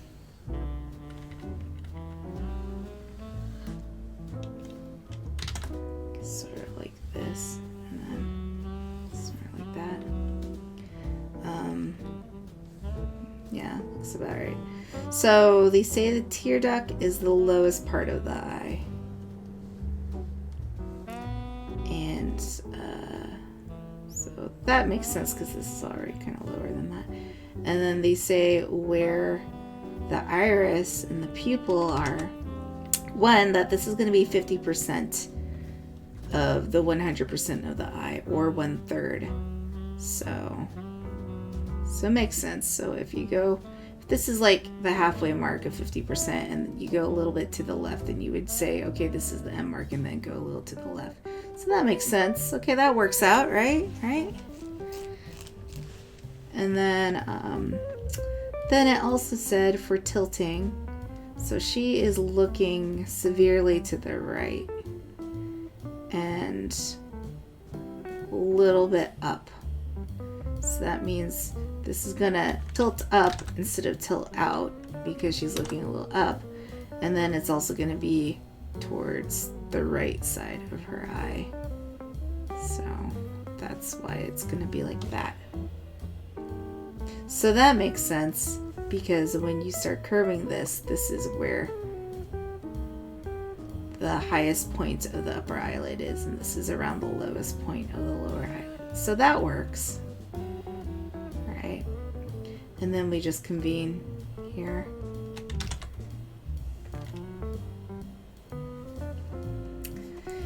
And as we learned, this part is concaved. And then from this point and then along here, I guess including this part here, all of this is that infraorbital triangle or something. And then what I had mentioned earlier, if you can barely see it in her, because she's very young, so it's probably more well defined in someone older, this mark right here is the sulcus for sulking. And then I think that's what that is. And this is the supraorbital, this fatty chunk here.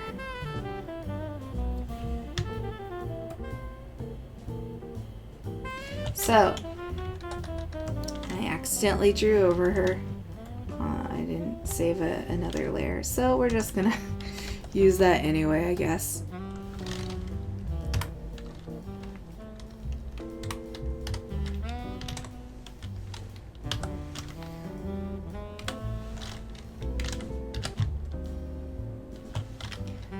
Okay.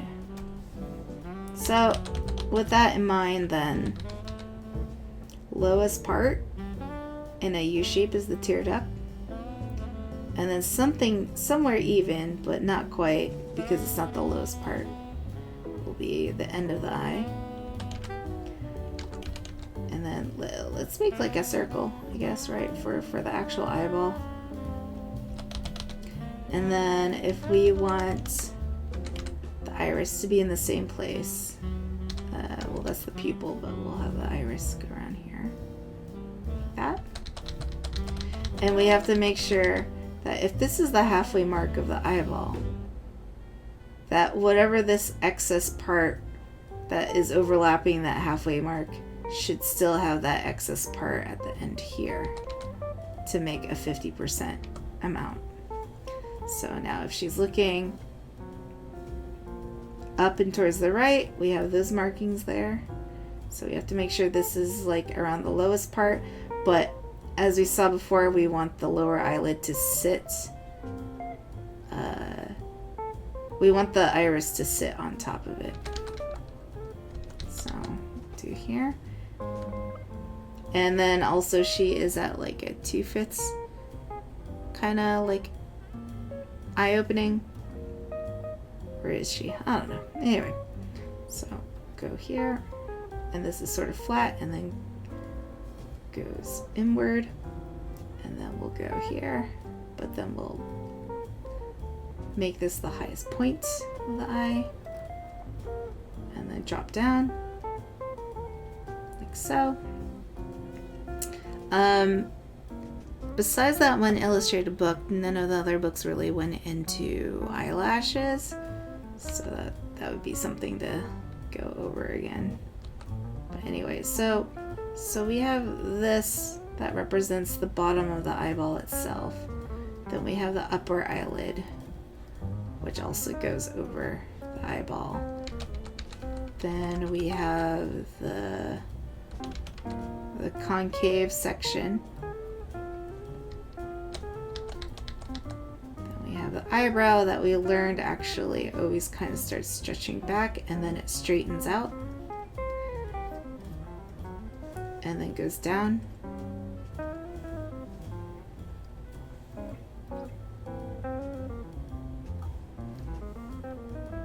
And then we have the sulcus thing here. So eyelashes we'll have to figure out, but like in the illustrated book it said to make a secondary line to reveal like the eyelid, and that you just need to make sure it's like they're not curving in the same manner. I guess I'll have to do a breakdown of that stuff myself.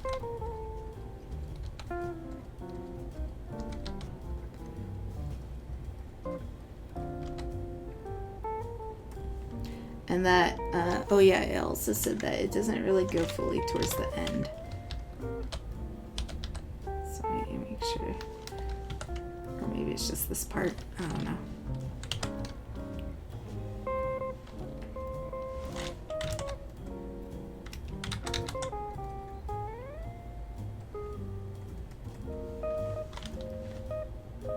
Okay.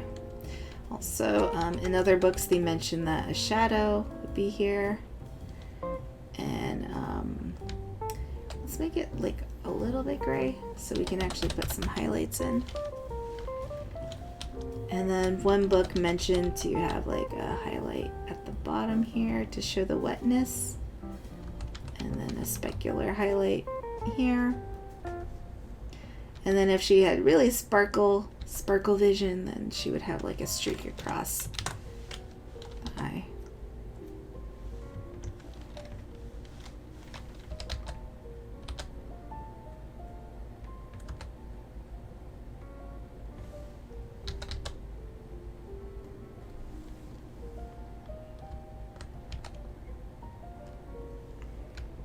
So I guess we can, so I'm gonna be honest, like, I wasn't even really looking at the photo anymore. I was just looking at my guidelines.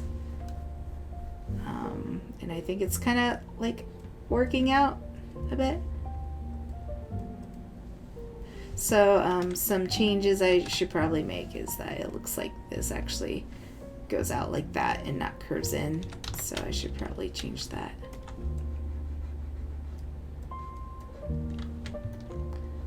So this actually like looks like it stretches out.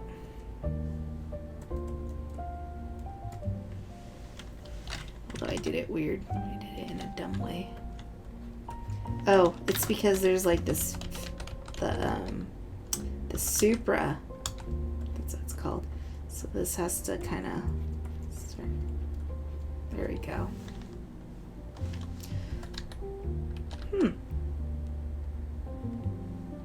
Cool. So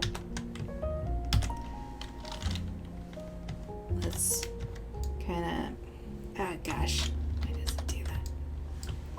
So let's try that again here.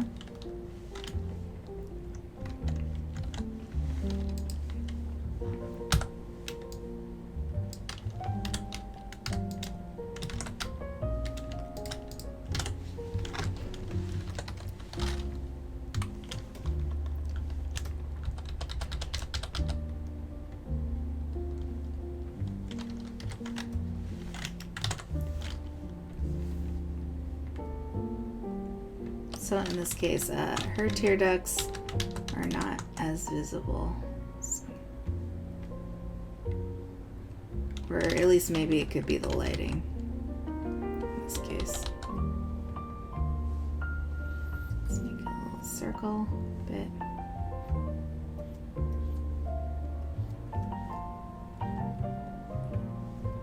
So this should be the highest point.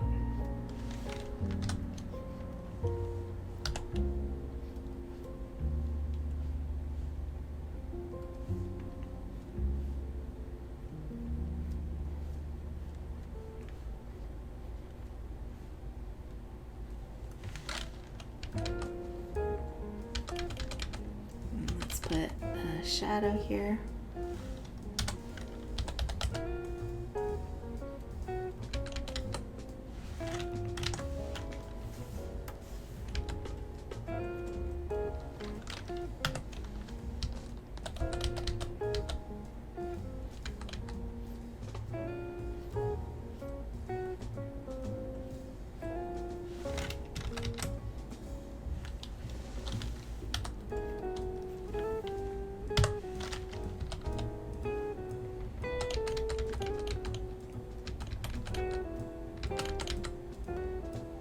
So it looks like they utilize the shadow of the rest of that skin that stretches over the eyeball as a way to kind of define where that edge of the bottom eyelid is. So that's pretty cool. I'll keep that in mind.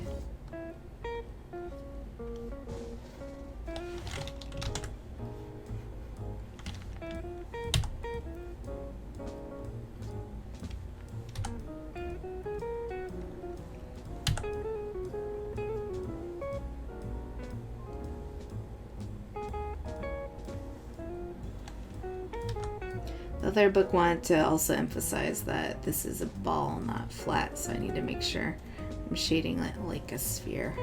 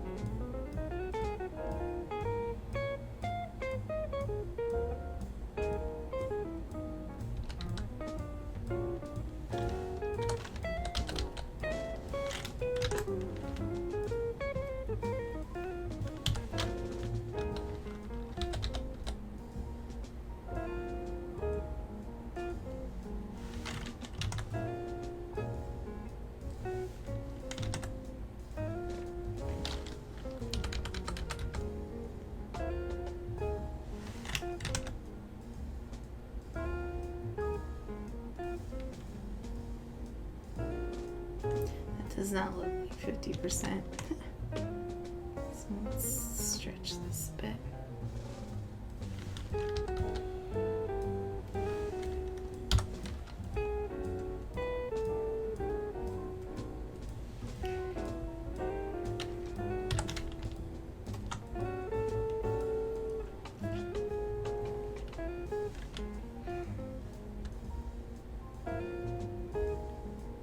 So I guess I don't really need to put a shadow mark for where the sulcus is, but I can do a highlight, so maybe I'll just go ahead and do that.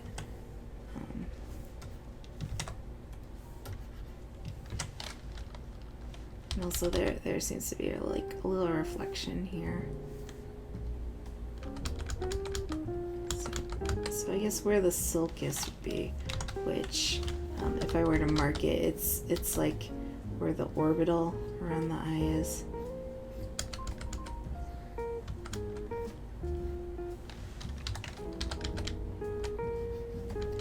Then I guess we can like sort of smooth that out a bit.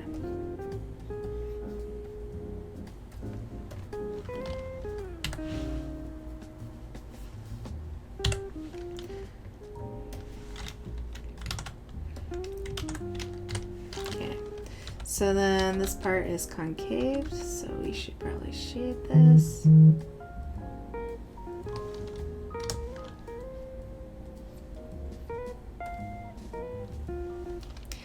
then we want to give a little bit more volume where the supers is. So we will just kind of plump up this area with some rounding shading.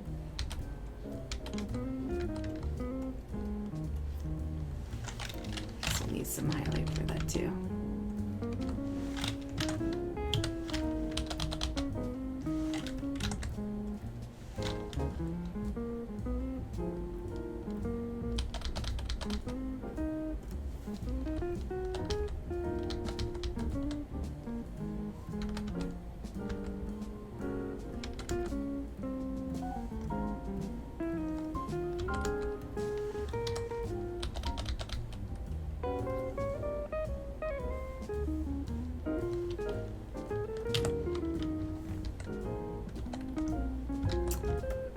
I feel like this part is a little bit too wide, but that could be because of her lashes.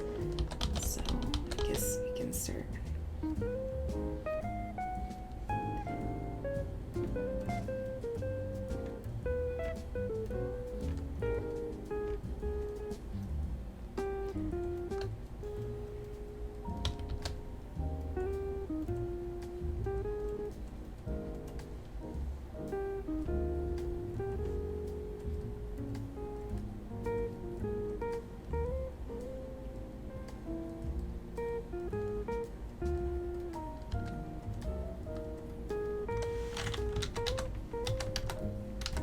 Sweet.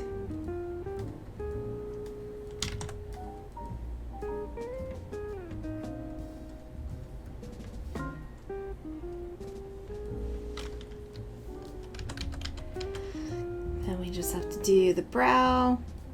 So from what we learned, for a woman it goes a little bit so for men it kind of goes straight. For women it kind of goes at an angle.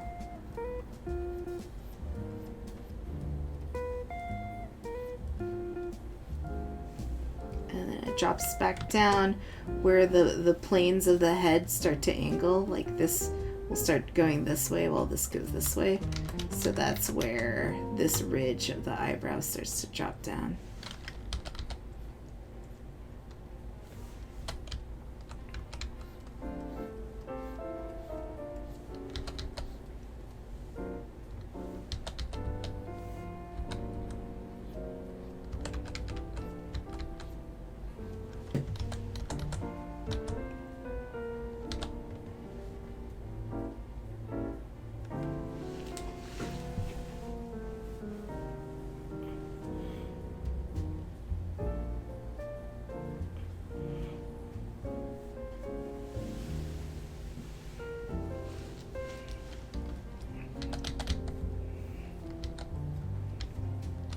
I feel like the eye needs like a lot more shadow though. There. All right, so I guess we kind of figured out the breakdown of an eye. So now, if I were to do it quickly without looking at anything.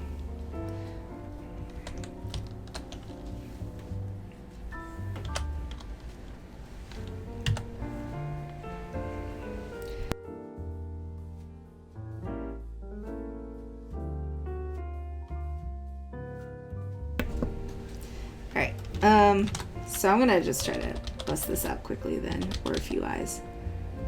Okay, so you know what? Let's make a bunch of spheres first. They're not very sphere-like, but that's okay. All right, so we'll just mark areas here like that. And okay. I'm ready. Let's do it. Okay, so this eye, we will say this is the lowest point, right? And then this is where I guess the others would be. Then we will do this. Go in here. Go, and this would stretch over here. That. So, okay. 50%. So, I guess we're 1/3 of the eye. So it'd be like that.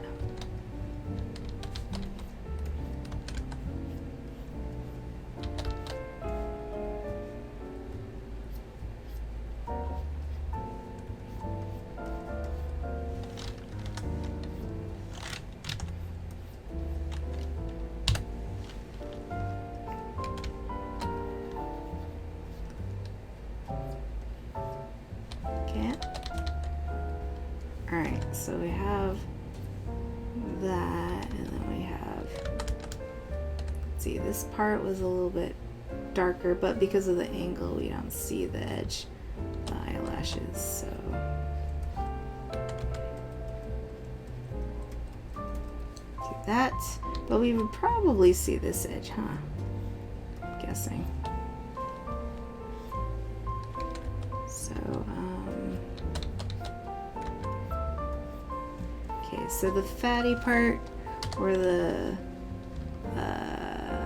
supra, go over the eye here.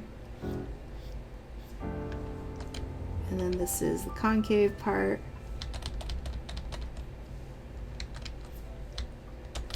Eyelashes, well, I guess one way to do eyelashes, I guess, would be like to make us guide how it goes.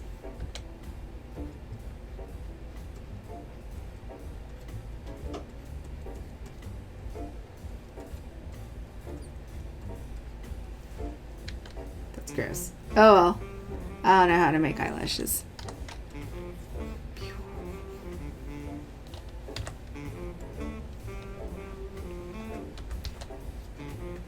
And this is where the whatever suckless sulcus, I mean, is. And I guess the eyebrow would be kind of low because of this angle.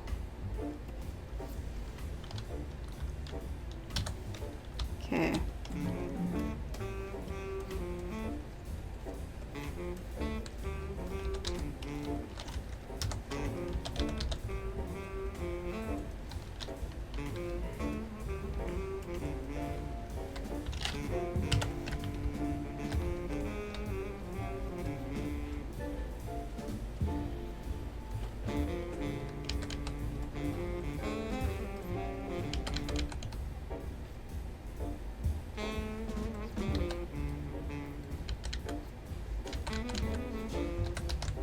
Something like that. Doesn't look great. Guess we'll keep going.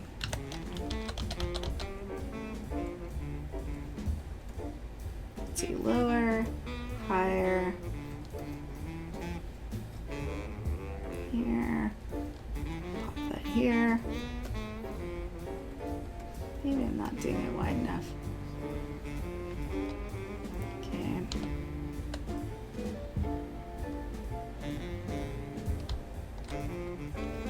Maybe my eye's too big. Maybe that's the problem.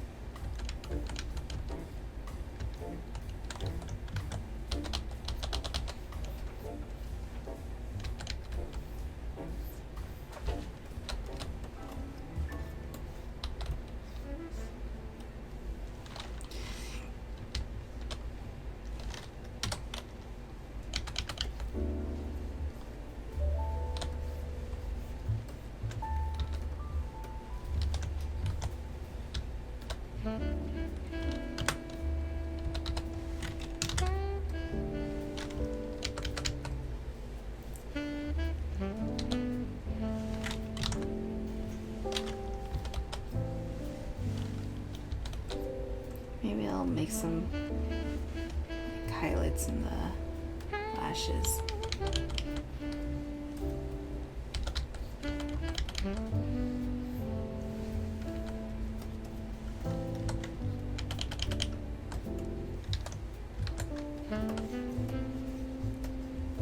Okay, I mean, it's starting to like come together in a muscle memory. I mean, they don't look great, but I mean, starting out doing this, like without looking at anything, I think it's going pretty good.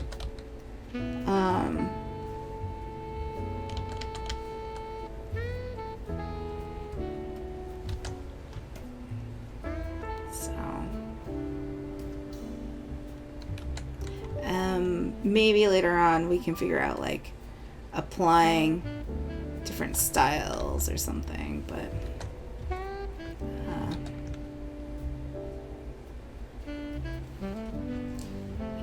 I guess I haven't really attempted a male eye, so I guess we can try to do that.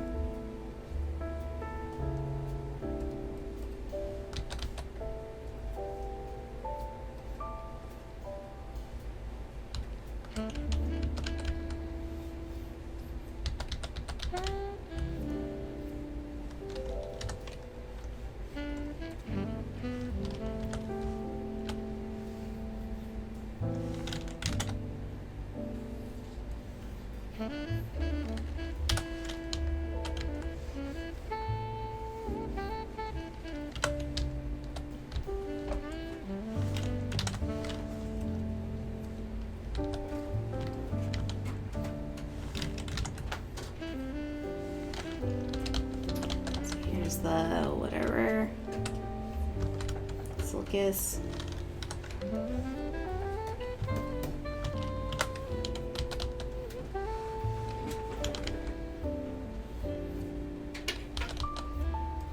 Shade this like a sphere a bit. Boom.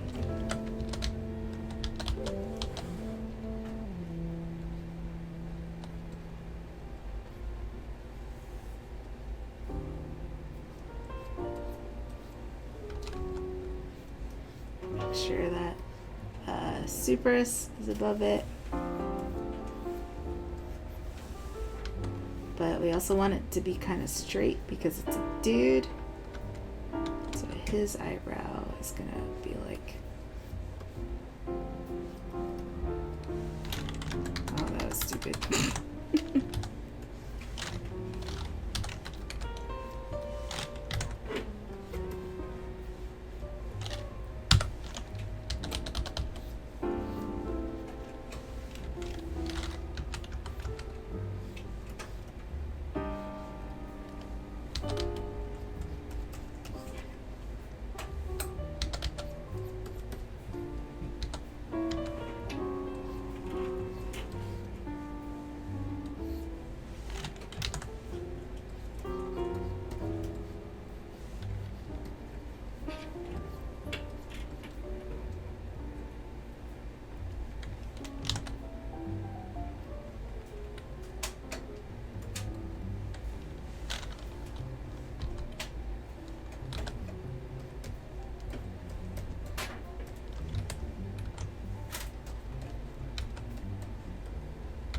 I feel like this has to be turned in more.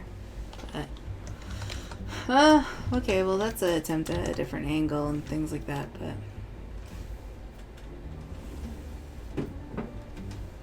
but it's sort of getting there. I mean, I'm not looking at reference, and that's pretty hard for me, so I'll give myself some credit that it's like starting to make sense, that I am sort of like getting, you know, the main lid shape, like the size of the iris, and stuff like that, and where the muscles go, understanding that there's this muscle here, understanding that there's like this muscle here, where the lids go, so it's getting there. I mean, once it is pretty nice knowing that there's really just like 1, 2, 3, 4 pieces to it, as far as like the outer eye goes. As far as like making a more illustrated eye where you don't even do that like in comics or something, I mean, I guess maybe how I would go about it would probably be like, okay, well that would represent eyelid.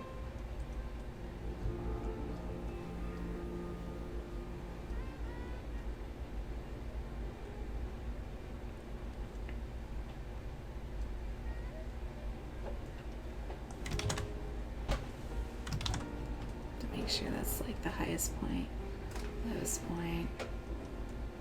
Get this in.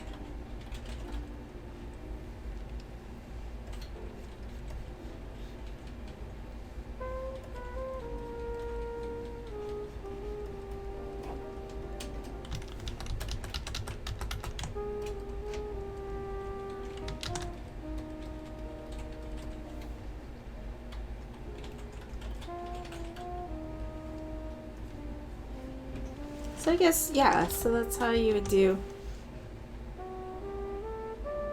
I guess, an illustrative eye. Now the question is, what I've always had a problem with is matching the eye.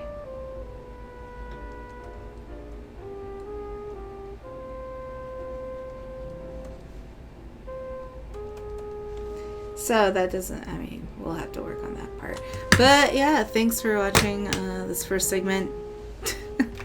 I think we'll call it there. I'll practice more on the eye, maybe on my own. And then I think next time I'll start working on the nose or mouth or something. Oh yeah, I'm hoping I'll eventually push this out if I remember if I've recorded this. I'll check on YouTube and then I'll try to put it on YouTube for the YouTube channel. Unless you mean post this illustration, then like no, I'm not. I'm not gonna do that. It's a waste of space, waste of my life. Anyway, but yeah, thanks for hanging out, dude. Any questions or comments or concerns?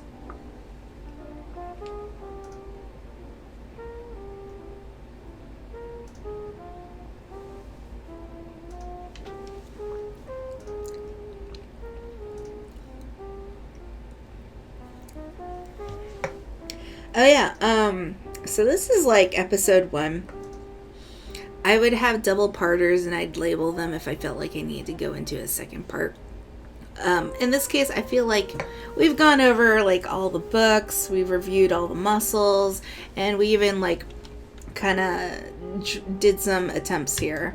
So I don't think we need a second parter for the eye, but probably gonna do like the nose, mouth, and stuff like that. But if something is like really complex that I feel like I'm just not getting, because a lot of this is like for me learning and for you to kind of learn with me, but mostly for me, honestly. I'm gonna be greedy here and say that, but if I feel like I'm not quite getting something, I will go into multiple parts of it. But for now, for this, I guess, episode, it's just going to go over the eye, going to call it a day. Next time's going to be the nose or mouth, and we're going to keep going and working to build a face, basically. Right now I'm doing illustrative work. If I feel like I want to learn some modeling or some other skill set, I'm going to go into that as well. Chris said he would help me with some ZBrushing because he is a character artist and I am predominantly a environment artist, so that'll be very helpful if we can get that going. So exactly, right? Like I can sculpt creatures okay because they don't have to look like people, but when I sculpt people, I'm like, oh god. So he'll help me out with that, I hope. So, I mean, he's not going anywhere. Like, coronavirus, right? You're stuck here with me. So, so yeah. Oh, thank you, Bloops. Alright, so, I'm going to do my best to keep these going, as I said. I do have a vacation this week, so I do have time to do, like, a couple more.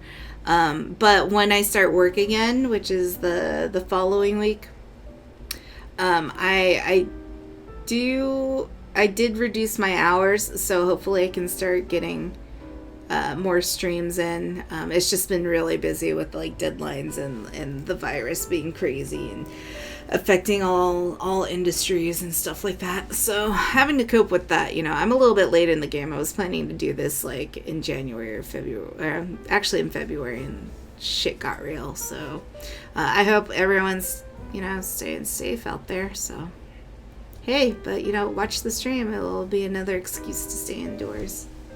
All right, as I said, I gotta go, but thanks for hanging out again. Peace.